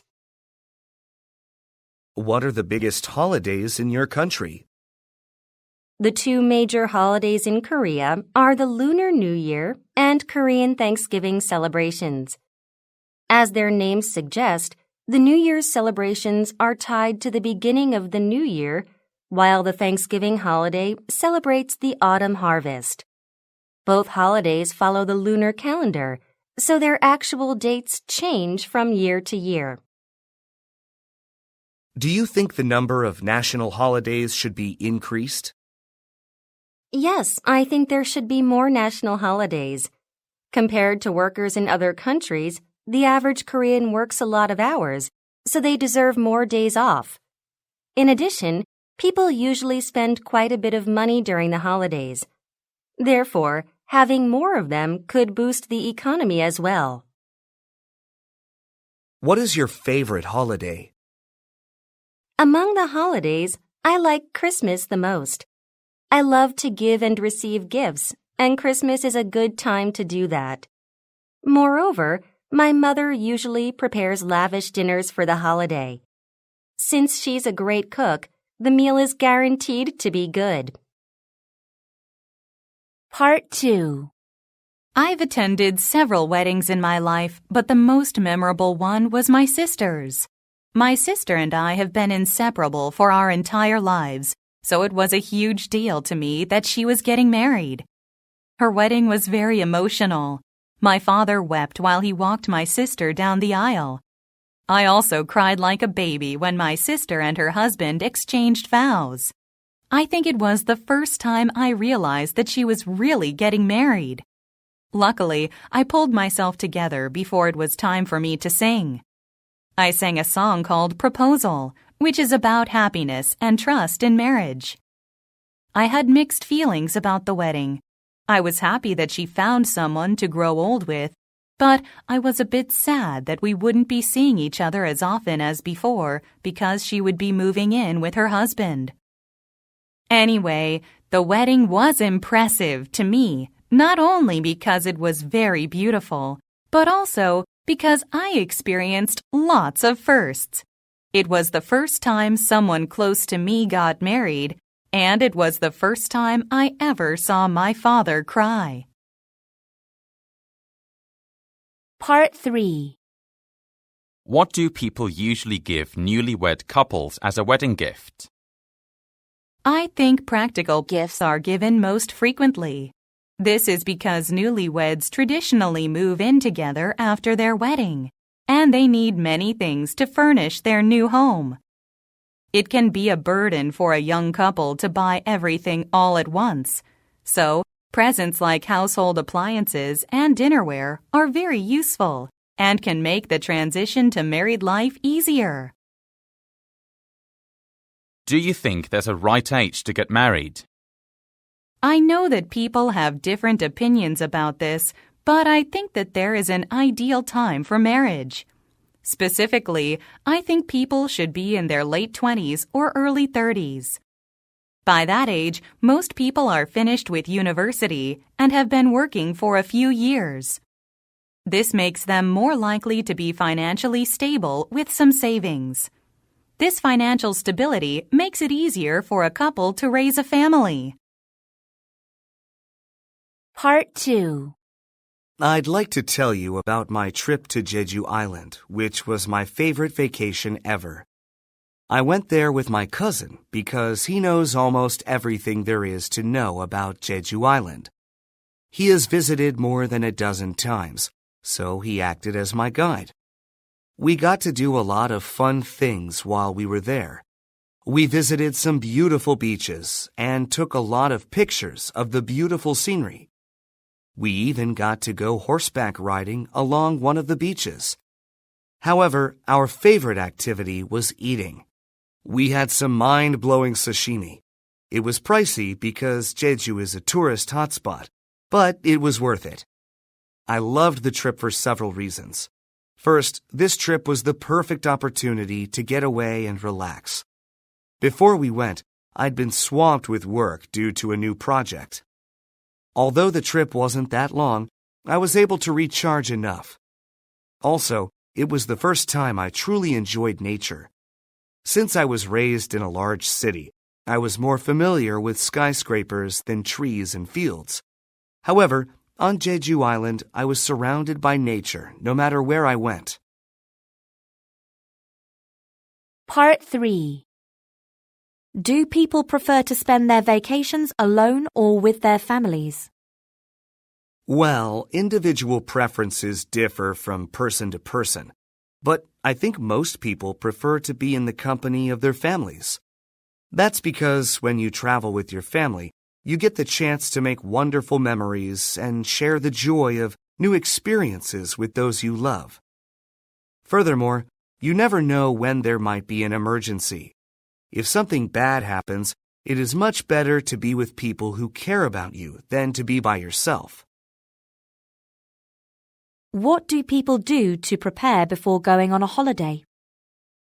To begin with, people look up information on the area that they'll be visiting. Through their research, they can find out what the weather will be like when they visit and whether they should get vaccinations or visas. If they don't check this beforehand, they might encounter a number of obstacles. Plus, people make travel arrangements before going away. For instance, booking a hotel and renting a car are commonly done in advance. Unit 13. Part 1. How do you feel when you are late? I get really frustrated when I'm late. I also feel sorry for anyone who is waiting for me. So I always try to be on time or to arrive a little earlier than planned. Do people in your country think that being on time is important? I think they do. In my experience, Koreans are generally well aware that they're wasting other people's time by being tardy. While not everyone in the country is so time conscious, I think most people are. What do you usually do in the evening? I usually have dinner with friends or study in the evening. Additionally, I try to hit the gym at least 3 times a week. However, when I feel too tired to do anything at the end of the day, I just head home and watch TV. Are evenings on the weekends different from those on the weekdays? Yes, to me, the evenings on the weekends are not the same as the ones during the week. On weekdays, I try to engage myself in productive activities, such as studying or exercising in the evenings. However, when the weekend comes, I prefer to enjoy myself a bit by meeting friends or going to movies and concerts. What is your favorite weekday? It's Friday, of course. That's the last weekday, so I have the whole weekend to look forward to. Furthermore, I can stay up as late as I like on Friday nights, since I can sleep in on Saturday mornings. What are your plans for this weekend? What about next weekend? I have a friend's wedding to attend this Saturday and a lunch appointment with my grandparents on Sunday. Also, one of my best friends wants to check out a new movie with me, so I'm pretty much booked solid this weekend. However, I have nothing planned for next weekend yet. Do you like housework? Honestly, I don't like it much. Even though I fully understand that doing household chores is necessary, even important, I do not find them interesting at all. As a result, I usually put off doing housework until the last minute. What can we do to make household chores less boring? In my experience, they become less boring when you try to do them faster. For example, when I'm folding clothes, I try out different methods to find the most efficient way to do it. If I'm successful, I can spend less time on it the next time. Even if I'm not, at least the task was made more interesting because I had something to think about while doing it. Part 2. Well, of course, there have been several times when people have made me wait, but I'd like to talk about the time when I had to wait for my friend a few months ago. I was supposed to meet my friend at noon to have lunch and go to a musical. I arrived on time, but my friend was not there. I waited outside the subway station where we were supposed to meet. After waiting for a while, I got cold, so I went into a nearby cafe and did some web surfing on my phone to relieve the boredom. Eventually, my friend called to say that he had overslept because he drank too much the previous night. He said he was going to jump into a taxi and be there shortly. Unfortunately, he got stuck in the weekend traffic and was nearly 2 hours late. I was furious by that point. I thought he had been very rude and selfish by being so late. Luckily, he showed up right before the musical started and begged for my forgiveness. After the show was over, he treated me to dinner at my favorite restaurant. That made me forgive his lateness. Part 3. Why do people not like waiting? People don't like waiting because it's boring. When we wait for someone, we can't do anything but watch the clock ticking, and this bores people to death. Not only that, but waiting is also a waste of time. If we are forced to wait, we lose the opportunity to do other things. That means we are wasting time that we could have used more productively if we weren't stuck waiting. In what situations do people wait?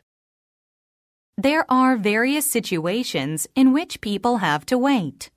First of all, in places like banks and post offices, there are often people waiting for service.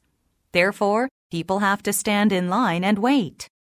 Aside from that, people sometimes wait to have a meal at well-known restaurants. It seems that many Koreans are gourmets, so they don't mind waiting to try delicious food. Part 2. Well, actually, my mom woke me up early a few months ago. It was on January 1st, New Year's Day. I usually wake up around 8 for school, but my mother shook me awake at 5 o'clock that day. She did so because she and my father had decided to bring the family to the East Sea so we could watch the first sunrise of the new year together. At first, when I awoke, I was in a grumpy mood.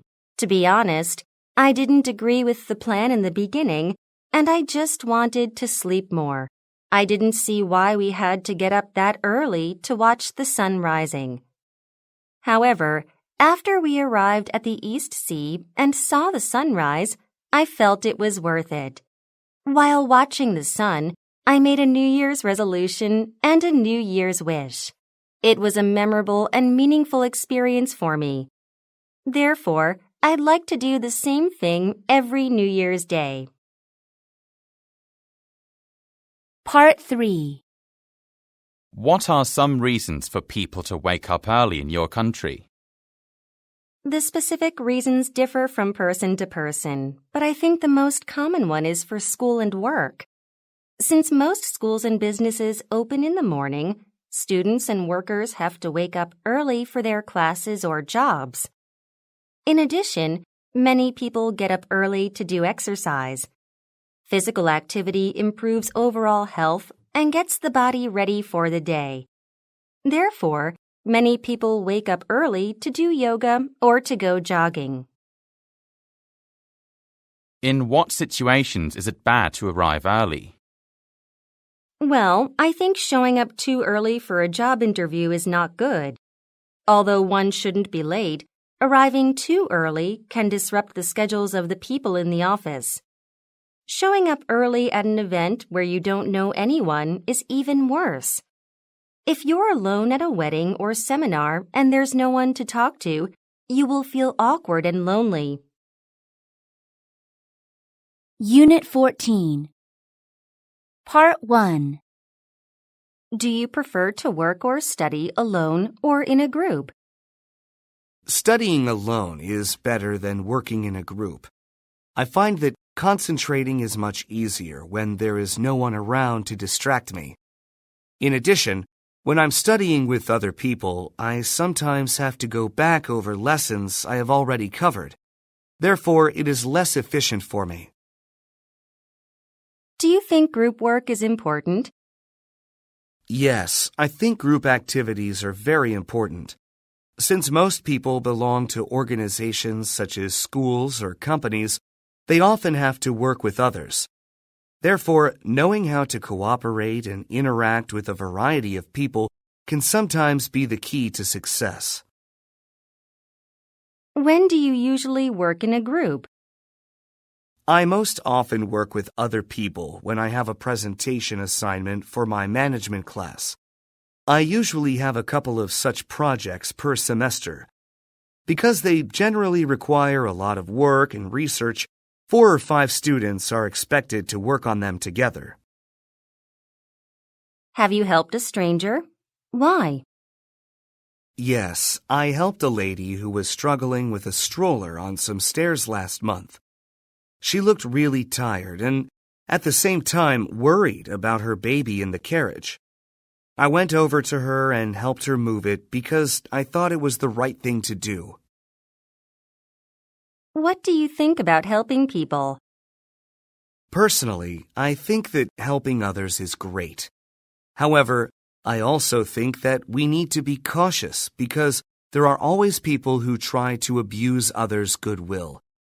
We should be careful not to fall victim to such bad people's schemes and traps when doing good. Do you like to share things?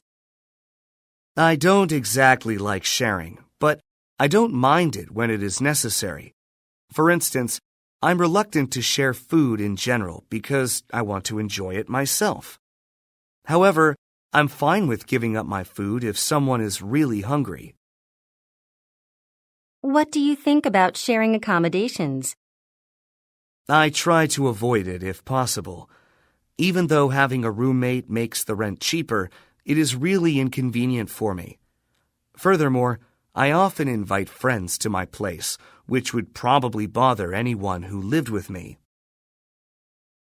Do you think sharing is important? Sharing is very crucial in our lives. That's because it shows that you care about other people. By expressing that you care for others, you can build up and strengthen your relationships with them. Part 2. I've been involved in several group projects, but one project I did in my junior year comes to mind first. This project was an assignment for the acting class I took as an elective.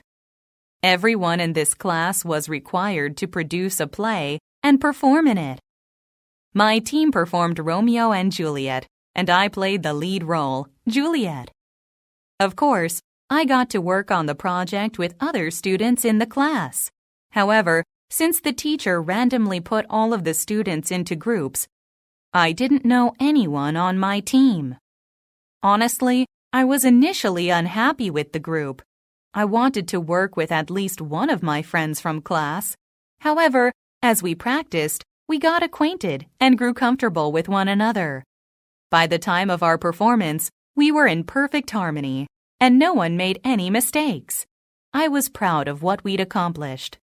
This experience taught me that practice makes perfect. We were awful in the beginning, but our hard work made us better. I also learned the importance of teamwork. Performing a play in front of many people seemed like an impossible mission, but thanks to our teamwork, we pulled it off. Part 3. What are the disadvantages of working in a group? I think one of the biggest drawbacks is that ideas often clash when multiple people work together. With so many different opinions, group members must compromise when making decisions. If they cannot do this, conflicts can arise, and the group will not be able to make any progress. Not only that, but when an agreement cannot be reached, people sometimes say things that hurt one another's feelings. What are the disadvantages of working alone? There are multiple drawbacks to doing work on your own. To begin with, there is no one to back up decisions. People often like to discuss choices they might be unsure about and ask for advice. However, when you work alone, there is no one to give you this help. Furthermore, those who work on their own can suffer from a lack of ideas. Usually, the more people you work with, the more ideas you generate. But if you work alone, you only have your perspective to rely on. Part 2. I'd like to talk about the most memorable mistake I made in college. I was a freshman at that time, and it was the middle of midterm week. I decided to go out with my friends one night during the week.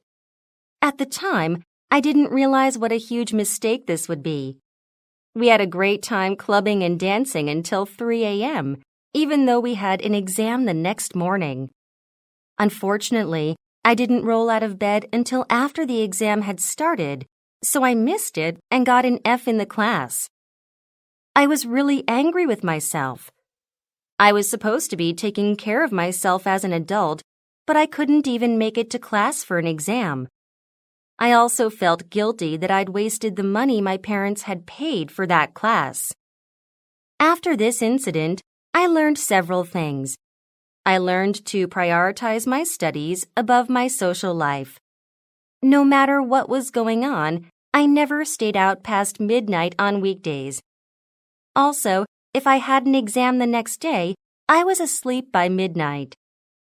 This had a really positive impact on my academic performance, and I was able to graduate with respectable grades. Part 3. What can children learn from making mistakes? By making mistakes, children learn not to repeat them. For instance, let's say a child is kicking a soccer ball around the house and breaks a vase. The child will likely feel bad and maybe be punished. Because of this, he will know to avoid such behavior in the future. In addition, making mistakes can teach children that no one is perfect and that everyone makes them. This will make them more understanding of other people. For example, they will tolerate the mistakes of others rather than make fun of them. How should adults react to children's mistakes? Adults can react to a child's mistake in a lot of different ways, but I'd say that they should identify the problem and guide the child to a solution. Since adults have more life experience, they should be able to do this. Plus, they should embrace mistakes as teachable moments. Instead of scolding or shaming the child, adults should use the opportunity to make sure the child learns a good lesson on what to do or not do in the future. Unit 15. Part 1. Who was your favorite teacher when you were a student? When I was a freshman in high school, the art teacher was my favorite. He was very young and good-looking, as well as knowledgeable. Although he taught us a lot about the history of art, he rarely gave us quizzes or assignments, so everyone loved his class. Do you still keep in touch with your favorite teacher? Unfortunately, I can't because I don't have his contact information. When I was a junior in high school, he moved to another school without telling anyone. Many of my classmates were sad about it, and they still talk about him sometimes when we meet up. Do you like teaching? Yes, I enjoy teaching because I like to help people develop their skills. For example, I worked as a private tutor last summer. Even though it was challenging at first, I enjoyed doing it because I could see that my student was making progress. What did you like about your school when you were young? My primary school had a big schoolyard, and it was one of the best things about the place. The yard was large enough to fit a soccer field as well as a basketball court. Therefore, my friends and I always ran out to the yard at lunchtime to play ball. What subject was the most difficult for you? The most difficult subject for me was chemistry. That is because I had to memorize all the element symbols by heart. It was so painfully hard for me. In addition, I had to deal with complex formulas, and they were very confusing to me. What was your favorite subject? I liked music above all the others. Even though I wasn't very talented, I enjoyed singing and playing an instrument. Besides, the break from textbooks and note-taking gave me time to rest my brain. What kind of toys do children play with these days? I think toy cars are popular with kids these days. I have a nephew who is 4 years old, and he loves toy cars. He has a big collection of them in his room, and he always carries one with him wherever he goes. What kinds of activities are good for children? I think it is good for children to go out and play sports. These days, children spend too much time playing games or watching TV. Consequently, they are becoming increasingly overweight. Therefore, doing physical activities such as football or baseball would be good for children's health. Part 2. The skill I recently picked up is cycling. I decided to learn it because I was always embarrassed about not knowing how to ride a bike. Also, since all my friends could do it, I felt a bit left out too. When I told them this, they encouraged me to learn. They all said it was great fun and a good source of exercise. I first got on a bike about 5 months ago, and I practiced every weekend for about 2 months. During that time, my friends taught me how to balance myself on the bike, how to steer, and how to avoid accidents. Cycling has affected my life in so many good ways. Most obviously, it saved me time on my commute. I can now get to school in 5 minutes by bike, which is faster than walking for 15 minutes. Furthermore, I can go for rides through the countryside and enjoy the beautiful scenery. But the best part is that I can feel myself becoming more fit and healthier. I'm really glad I applied myself and learned. Part 3. What skills are good for children to learn? There are several important skills that young people should learn. For one, young children should be taught foreign languages. This is because languages are easier to pick up at an early age. When younger children are taught foreign languages, they learn them naturally without much effort. In addition, musical skills are also beneficial for young people. Musical skills can increase creative thinking in children, and that would be beneficial for them overall. Should male and female students learn different skills? In my opinion, we should not teach students based on their gender, but instead, students should be able to learn skills based on their personal interests and future goals. For instance, if a male student wants to become a makeup artist, he should not be forced to study woodworking or agriculture. Conversely, if a female student wants to be a professional boxer, it doesn't make sense to require her to study cooking. Part 2. There were many toys that I liked, but the first thing that comes to mind is a small stuffed dog. It had white fur and could move and bark on its own because it ran on batteries. My aunt got it for me as a Christmas gift when I was 6, and I was never without it for the next few years. I treated my little dog like a real pet. I would walk it around the house and take it everywhere I'd go. I showed it off to all my friends. I even had conversations with it. I must have looked pretty strange, but I remember asking if it was hungry or needed to go outside.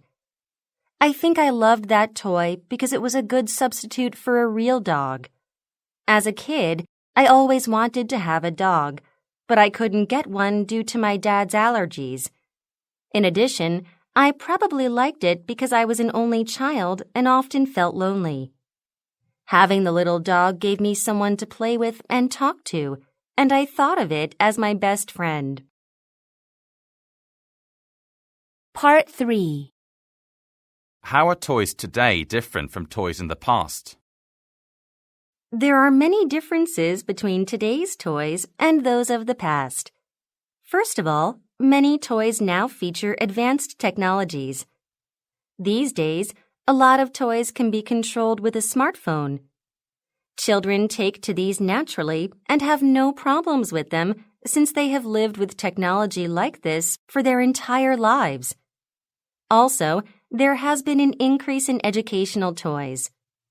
Toys are not just for having fun anymore. Some toys are designed to help children learn skills, like foreign languages, while having fun at the same time. Are there any differences between the toys boys play with and the toys girls play with? I do think that male and female children play with different toys. The key differences are based on how boys and girls are typically thought to behave. For instance, a lot of people assume that boys are more active than girls and more interested in knowing how things work. That's why boys are often given toy guns, cars, and robots to play with. Meanwhile, there is a stereotype that girls like pretty things. Therefore, it is not surprising that many girls play with princess dolls. Unit 16. Part 1. What languages can you speak? Other than Korean and English, I can't speak any other languages. Even though I learned a bit of German in the past, I can't speak it anymore. I forgot most of the vocabulary I once knew because it's been so long. When and how did you learn English? I first learned English when I was a kid in elementary school. Our teacher taught English to us in a very fun way. For example, I learned new vocabulary through singing songs and playing games. English classes became more boring as I grew up, but I really liked learning English when I was young. What languages, other than English, do you want to learn? Why? I really want to become fluent in Mandarin Chinese. Knowing how to speak Chinese well can really open doors in today's job market. Since a lot of Korean companies trade with Chinese businesses these days, they often look for applicants who are proficient in the language. Which do you think is more difficult, speaking English or reading English? I think speaking English is more difficult than reading English text. The reason for this is that reading only requires knowledge of grammar and vocabulary.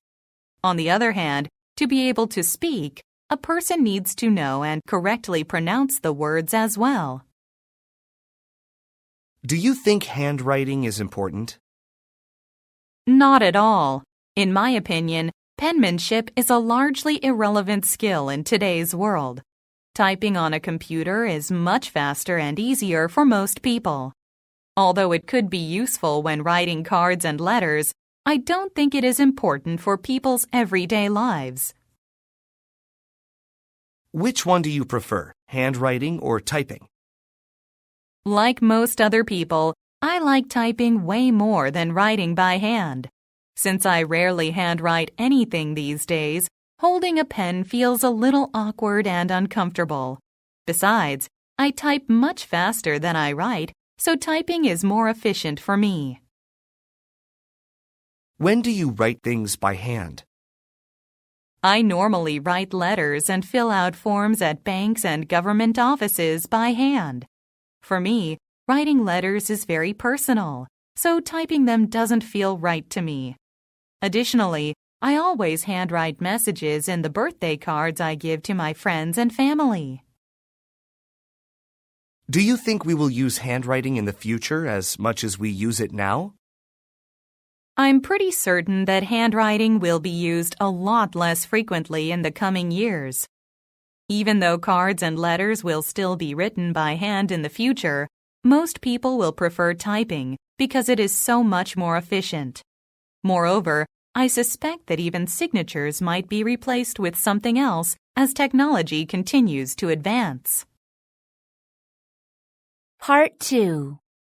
I first spoke a foreign language when I was in high school. Even though it has been a while, I still remember that day clearly. My friends and I were walking down the street when a foreign man suddenly stopped us. He asked for directions to City Hall in English. I gave him a detailed explanation of how to get there. Then he told us that he was visiting Korea and asked if there was anything he should do. That was a difficult question because I'd never thought about it before. However, after a bit of thinking, I told him to visit Insadong because there are lots of souvenirs and traditional shops there. He thanked us and then headed to his destination.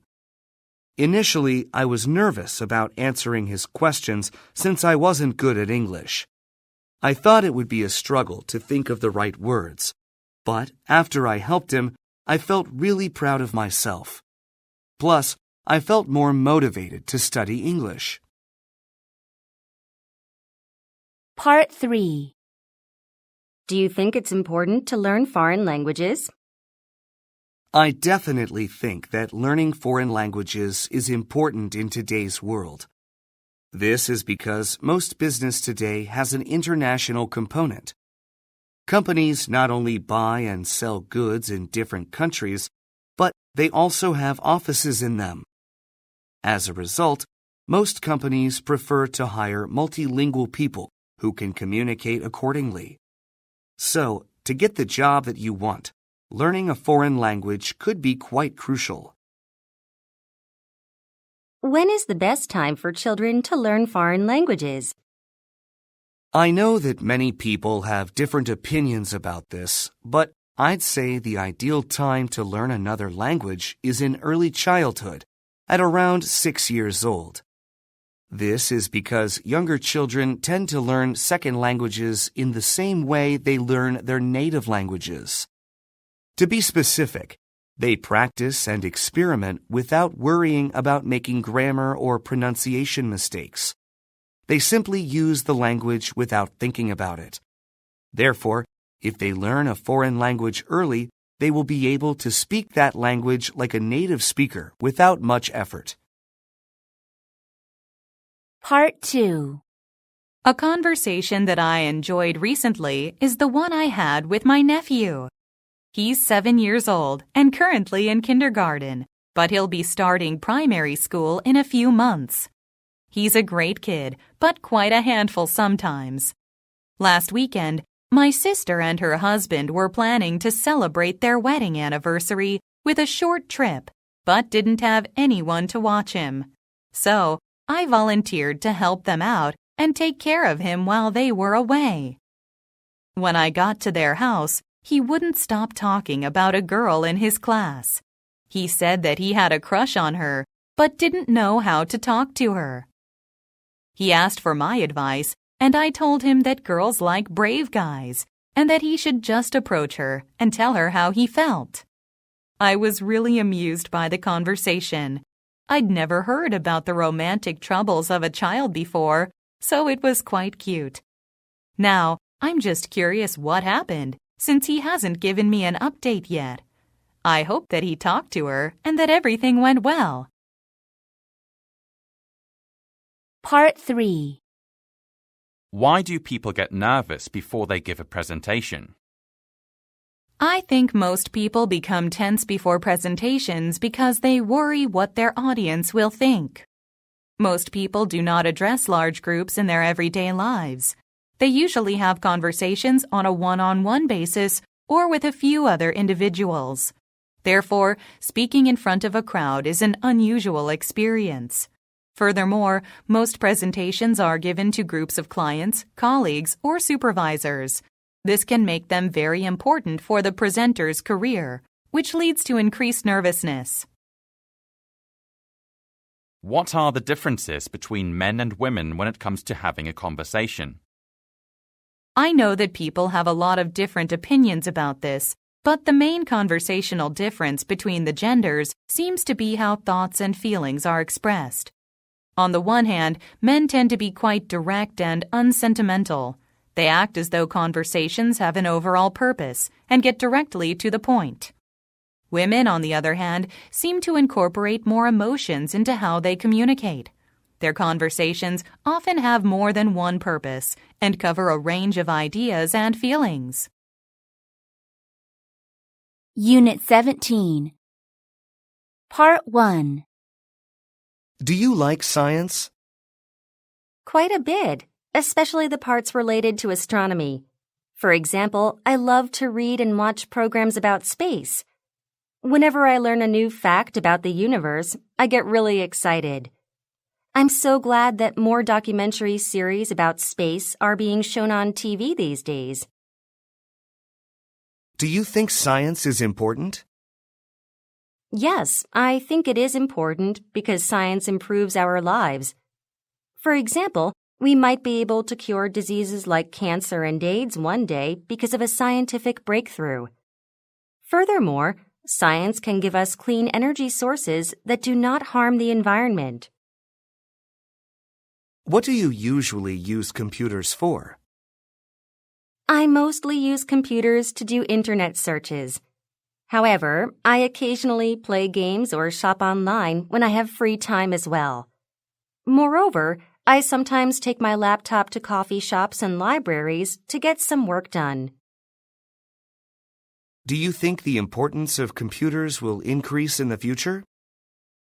If portable devices, such as smartphones and tablets, can also be considered computers, then my answer is yes. People increasingly rely on the internet to do things these days, and we will probably depend on it even more in the future. Therefore, any piece of equipment that can access the internet will be more important. What are the drawbacks of using computers?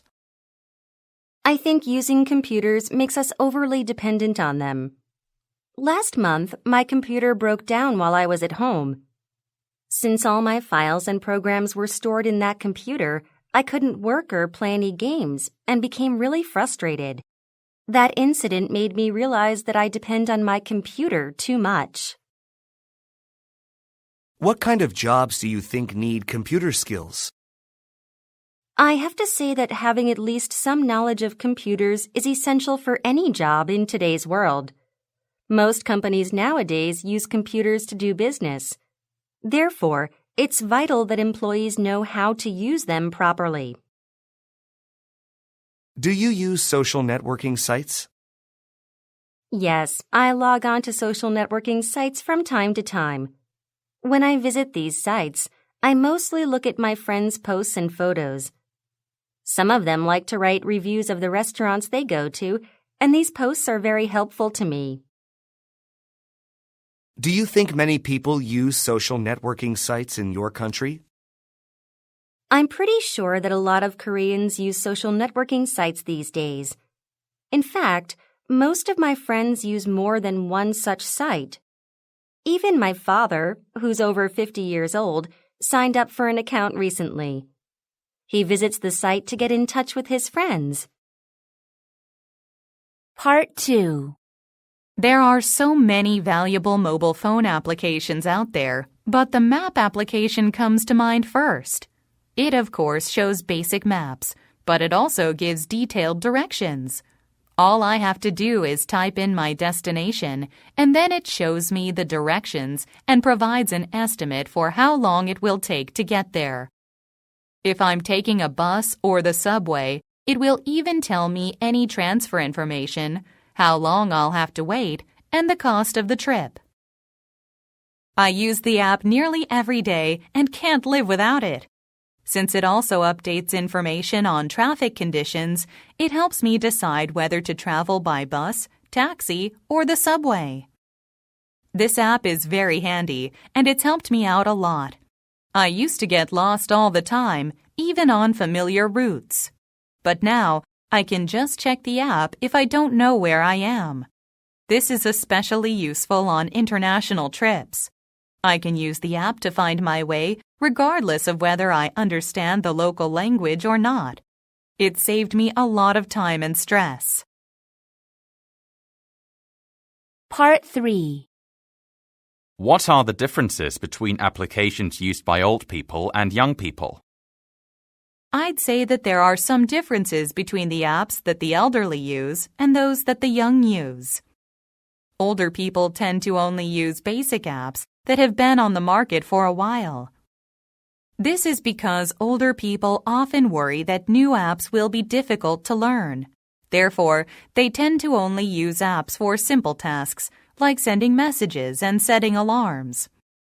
On the other hand, young people are attracted to new apps and learn how to use them quickly. Also, they use these apps for more diverse purposes, like editing photos and tracking their fitness levels. What are some popular applications in your country? The most popular application in my country seems to be the messaging app. This is the most basic app, and I've never seen anyone who doesn't use it. It can be used to send text and voice messages, as well as pictures and videos. Another commonly used application is the web browser. With this app, people can search for things and view information. This is actually the app I use most often. I open it every morning to check out the latest news. Part 2. I'd like to talk about chemistry which is the area of science I'm most interested in. It may seem odd, but I first learned about the study of chemistry after having my first Diet Coke. I couldn't figure out how in the world it could taste the same as regular Coke, but be calorie-free. So, I did some research to see how this was possible. It turned out the secret is using artificial sweeteners as a substitute for sugar. Reading about these amazing chemicals made a big impression on me and got me interested in learning more. In my opinion, chemistry has affected our lives in many positive ways. First of all, the invention of synthetic fertilizers and pesticides has greatly improved our agricultural efficiency. This has reduced the threat of famine around the world. Second, since medicines are basically just mixtures of various chemicals, it's safe to say that the study of chemistry has cured many dangerous diseases and extended our lives. Part 3. What area of science has influenced our society the most? There are many areas of scientific study that have greatly affected our society, but I think computer science has brought about the biggest changes. The invention of computers has increased our efficiency significantly. Computers have not only made it possible to perform calculations faster, but they have also made maintaining and analyzing databases easier. What's more, the Internet has connected people from all over the world and enabled rapid information exchanges. For example, social networking sites give people the opportunity to instantly share anything with anyone. Are there any negative effects due to the development of science? Yes, I'd have to say that scientific development can have an unfavorable impact on society. To begin with, scientific invention can be detrimental to the environment. For instance, science has facilitated the production of harmful chemicals that create a lot of pollution. In addition, science threatens human life. One example of this is nuclear weapons. These scientifically designed weapons threaten international peace and can lead to the deaths of innocent people. Unit 18. Part 1. Do you like to read newspapers or magazines? Yes, I enjoy reading newspapers. I think it is a good habit because it allows me to keep up with current events. I usually read the economy, politics, and entertainment sections before I get to the others. What was the first newspaper or magazine that you bought? The first magazine I ever bought was a movie magazine. I was about 13 years old at the time, and the magazine featured my favorite actor on the cover. Since I was a big fan, I enjoyed reading his interview in the magazine. Do you think newspapers in the print format will still exist in 20 years? I think they'll have been discontinued by that time. Nowadays, people can read the news freely on various websites, so there is very little incentive to pay for printed newspapers. As a result, fewer people are buying them these days. If this trend continues, the newspaper companies will stop publishing their news in the paper format. Do you like to see advertisements? I'm mostly annoyed by advertisements.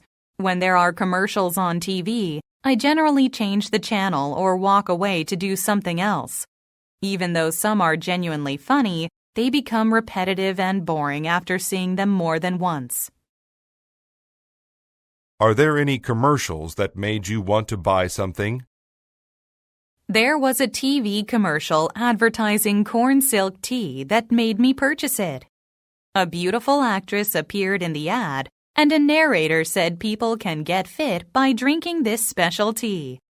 As a result, I ended up buying more than 10 bottles of it, but nothing happened to my body, unfortunately. How often do you watch TV? I watch TV every single day. I love to watch TV because there are so many interesting shows on these days. For example, I usually watch comedy programs that make me laugh. What is your favorite TV program? My favorite TV program of all time is K-Pop Star. It's a talent show that searches for undiscovered singers, which is quite similar to American Idol. I love this program because I can see so many excellent young singers and enjoy their talents. How have TV programs changed in recent years? I think there are a lot more reality TV shows now than in the past. For example, these days, there are many talent shows and singing competition shows, which did not exist 10 or 15 years ago. Also, unlike in the past, food and cookery shows that feature celebrities are very much in vogue now. Part 2. I've seen lots of celebrities on news programs, but the first one that comes to mind is Psy. Psy is a Korean singer and comedic performer. He is most famous for the song Gangnam Style, which took the world by storm a few years ago. Despite its lyrics being in Korean, it became famous internationally, and people around the world imitated the iconic horse riding dance featured in it. Psy was on the news program I saw just after Gangnam Style was released. He'd been invited on to discuss the phenomenal success of the song. It had just been named YouTube's most viewed video ever, and the song was being played in dance clubs around the world.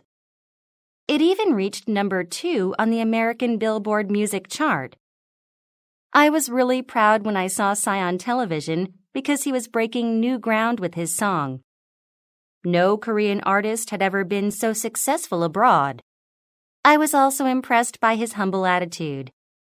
Even though he had become an international superstar, he didn't seem arrogant at all. He just said he was lucky and glad to share his music with lots of people. Part 3.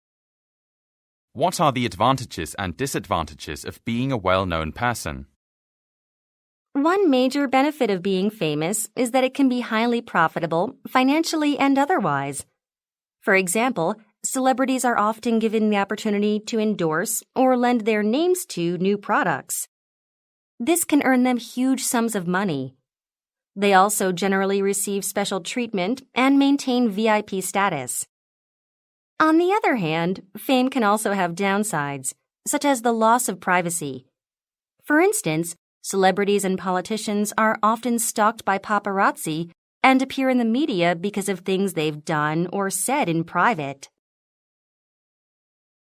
How do celebrities affect the younger generation? Celebrities can influence young people in so many ways. On the positive side, celebrities create art and culture that youth can enjoy. For example, music, fashion, and movies are things that many young people are passionate about. By creating these things, celebrities bring joy to the younger generation. However, celebrities can also negatively impact youth. Young people often follow celebrity culture closely and pick up habits and ideas from them. Even if a celebrity says or does something inappropriate, young people may imitate them and get into trouble. Part 2. Well, I saw a news story on TV a few months ago. It was about an old lady who did a good deed. She sold vegetables all day at a local market to earn a living. Everyone assumed that she was really poor because she seemed to be living in poverty. However, what people did not know was that she was saving almost all of her income. After she passed away, everyone was shocked to learn that she had saved over $100,000. It turns out that she'd left it all to a charity that helps low-income citizens like herself. Her heartwarming story gave me more faith in humanity. Previously, I sometimes thought the world was a cold, merciless place. However, after seeing the story, I realized that there were many loving people out there, and that they aren't always where you'd expect to find them. Her selfless giving also made me realize that I should do something too. It encouraged me to make a donation to the same charity group. In fact, I now donate a little money to it every time I get paid. It's not a lot, but it's better than nothing. Part 3. What forms of communication do you usually use to give good news to your friends? There are several ways that I tell people good news, but the method I prefer most is to make telephone calls. Calling is the quickest way to reach people. By placing a call, I can let my friends know the good news and discuss it right away. However, if it isn't possible to call, I send the news via text message. Even if people can't answer the phone because they're at work or in class, they can usually still read a text message. How has the news changed from the past? The most significant change the news has undergone is that it is now accessible online. Before, people had to subscribe to newspapers or watch television news reports to get information. This meant that they sometimes did not learn about an event until hours after it occurred. In contrast, news reports are now instantly published online and constantly updated. Furthermore, with the invention of smartphones, people can get their news anywhere. This is especially true in Korea, where nearly all adults have these devices. Unit 19. Part 1. Do you like learning history? Yes, history is something that interests me a lot. I like to read books, comics, and articles about my country's history. Moreover, I think it is great fun to watch movies and TV miniseries set in ancient Korea. Do you think learning history is important? I think that it is important to learn history, especially the history of our country. By studying Korean history, we're studying about the culture of our people and our identity as members of Korean society.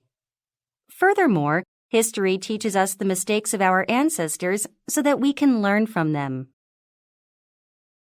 Have you read any articles or books related to history recently? Yes, I recently read an article about the life of a Korean independence activist. It covered various aspects of his life and the major achievements he made. It was quite interesting to me because the article contained many details of his life that I didn't know before. Do you like historical films? Sure, they are my favorite kinds of movies. More specifically, I love the ones that feature great battles. There are several brilliant generals in Korean history who won seemingly impossible victories. So, movies about these battles are really spectacular and entertaining to watch. What do you do to learn the history of your country? Mostly, I learn Korean history through web searches. When I want to know more about specific periods or historical figures, I look for reliable online sources. There is an excellent blog about Korean history that is maintained by a college professor, and I often find relevant information there. What can we do to encourage interest in history amongst children? Well, we could try to make more comics and animated movies set in historical periods. Most children are interested in these types of media, so they will surely want to read and watch them. If done correctly, I think they could be quite entertaining as well as educational. Do you visit history museums often? I certainly do visit them frequently. Since I love to see artifacts and natural objects from the Goryeo period, I head to museums when I have free time on weekends. Because several history museums in my area hold regular exhibitions of such artifacts, they are the ones I visit most often. What can students learn by visiting museums? I think students learn to understand and appreciate history when they go to museums.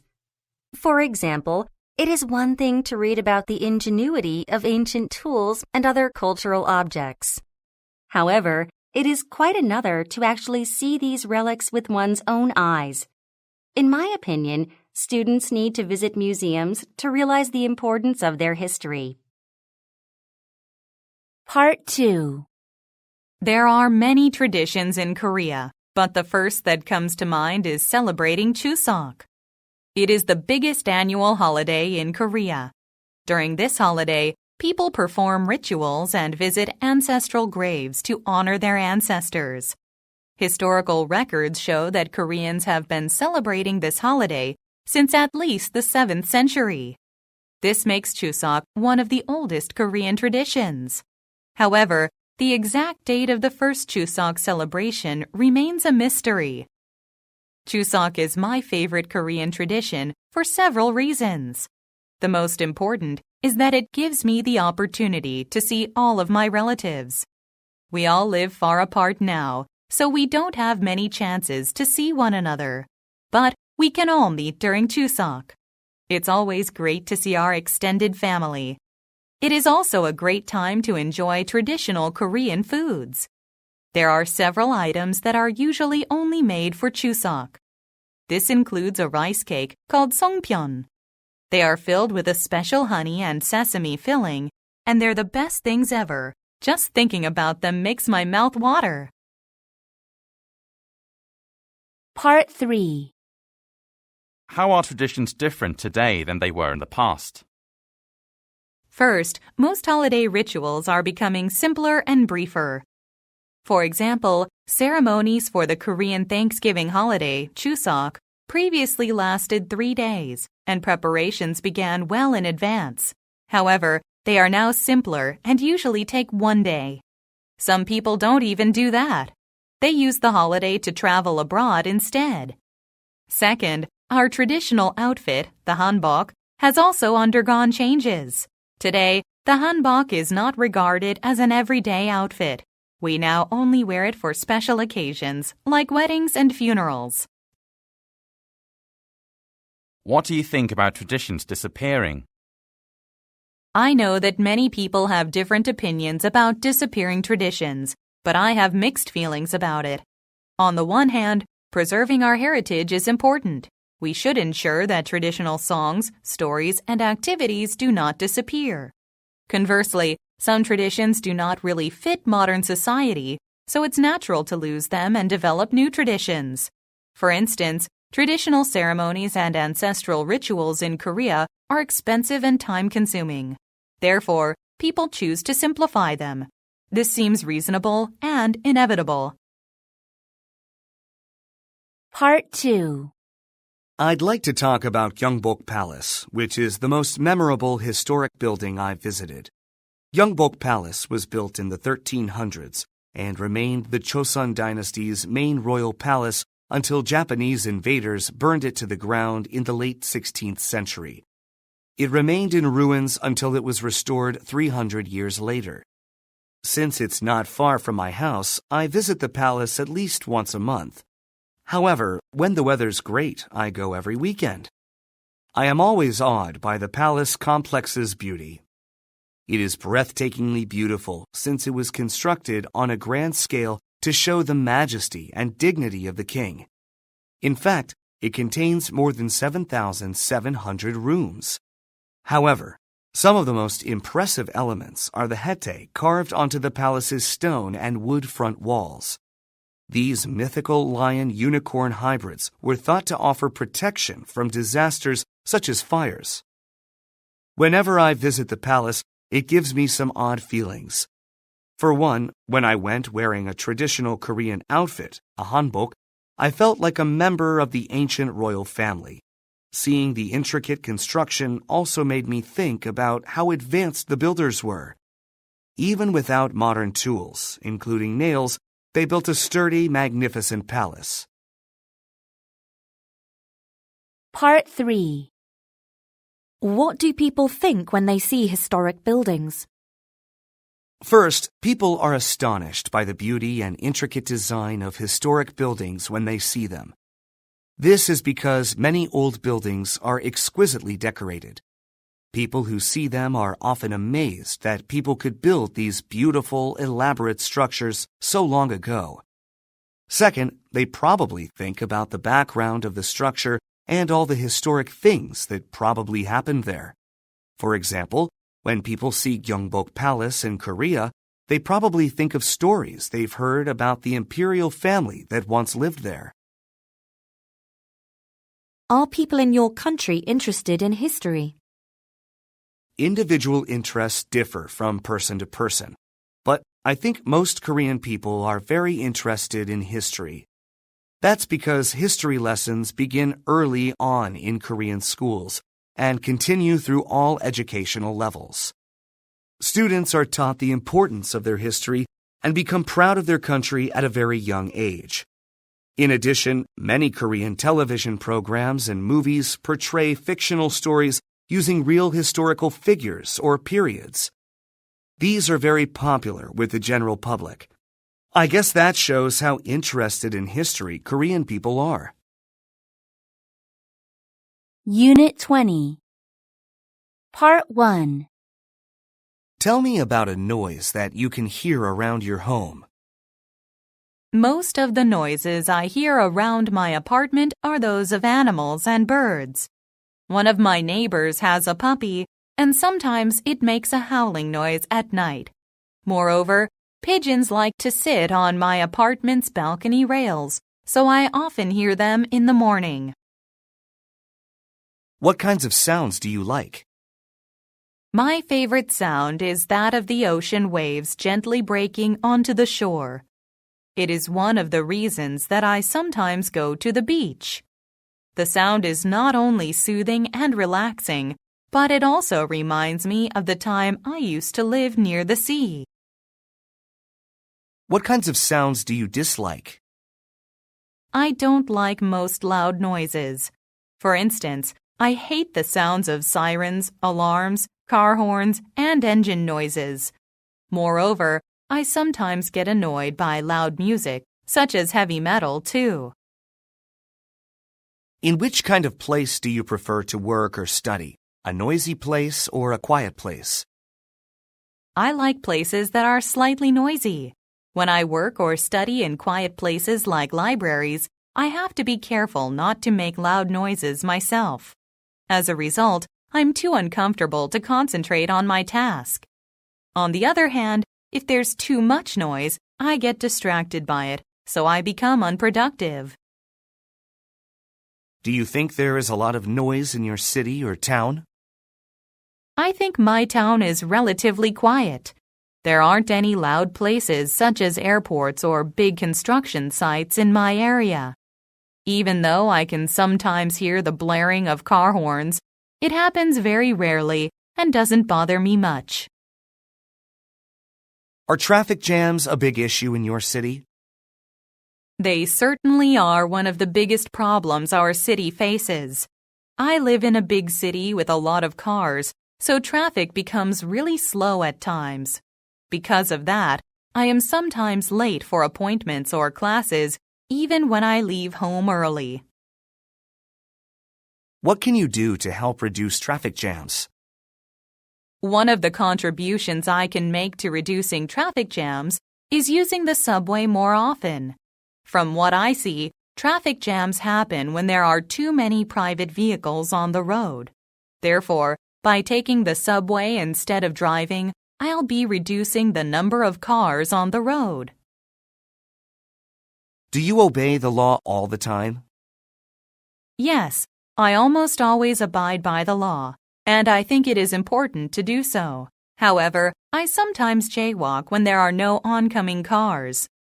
Even though I'm aware that it's not the right thing to do, I sometimes can't resist when I'm late for something. Part 2. There are so many important laws, but some of the most important laws are copyright laws. Copyright laws are regulations that protect the creators of intellectual content, such as music, movies, and books. They prevent the distribution of someone's work without their permission. I first learned about copyright laws from an advertising campaign that urged people to respect copyrights. As a middle school student, I never really knew about copyrights and just downloaded songs and movies illegally. However, the government ran an ad campaign, and I learned that what I had been doing was wrong. I never downloaded anything without paying after that again. I think copyright laws are important for several reasons. First, they ensure that creators get paid for their work. Without copyright protection, everything would be copied, and creators wouldn't make money. Therefore, they would not be able to afford to make anything else. In addition, copyrights put creators at ease. With copyright protection, they know that their work is protected from being copied, so they don't have to worry. This allows them to dedicate themselves to creating more. Part 3. Do you think people would prefer to be police officers or lawyers? I think individual preferences differ from person to person, but today I think more people in Korea would prefer to be police officers. This is because police work provides more stability than being an attorney. In Korea, police officers are seen as some of the most secure public servant positions. They earn a steady income until they retire, and they receive a government pension as well after retirement. Due to the difficult job market these days, a lot of people want to find secure jobs, and being an officer seems quite attractive. Does society need police officers? I'd have to say that police officers are necessary for society. First of all, police officers are important for maintaining public safety. For instance, they lock up murderers and robbers. This prevents criminals from committing more crimes, which keeps people safe. Furthermore, they help maintain traffic safety and flow. They ensure that people do not drive too fast or get behind the wheel when they are intoxicated. Part 2. I've been to several polluted places, but the first one that comes to mind is Gyeongpo Beach, which is located in Korea's Gangwon province. I visited this place with my family for summer vacation last year. I checked it out online and saw many beautiful pictures. In the pictures, I could see powdery sand and clear water. There was also a pine grove nearby, so people can enjoy both the ocean and the forest. So I decided to visit with my family to enjoy this beautiful environment. Unfortunately, it didn't live up to my expectations. The beach was pretty polluted, unlike the pictures we had seen. There was trash everywhere. Firework debris, empty bottles, and garbage covered the beach. There was even trash floating in the water. It was really gross. Seeing this, I didn't know how to feel. I was disappointed, but I was sad as well. This is one of Korea's most beautiful landscapes, but people carelessly trashed it. I also felt a bit angry at how thoughtless we all are. If we were all a little more responsible and did our part to protect the environment, this would not have happened. Part 3. What is the biggest environmental issue these days? There are so many environmental concerns out there, but I think the biggest one today is global warming. This is causing widespread habitat loss for animals in colder ecosystems like the polar bear. Global warming is also negatively impacting humans. As temperatures rise, polar ice caps melt and cause sea levels to rise. This could be a huge threat to people who live in coastal areas where rising sea levels will lead to flooding. What can we do to improve the environment? To begin with, we can switch to renewable energy. Fossil fuels such as coal and petroleum are major contributors to environmental pollution. Switching to clean, renewable energy sources like solar and wind would reduce environmental damage. In addition, we can refrain from wasting energy. For example, instead of driving, people can use public transportation, walk, or ride bikes to get where they need to go.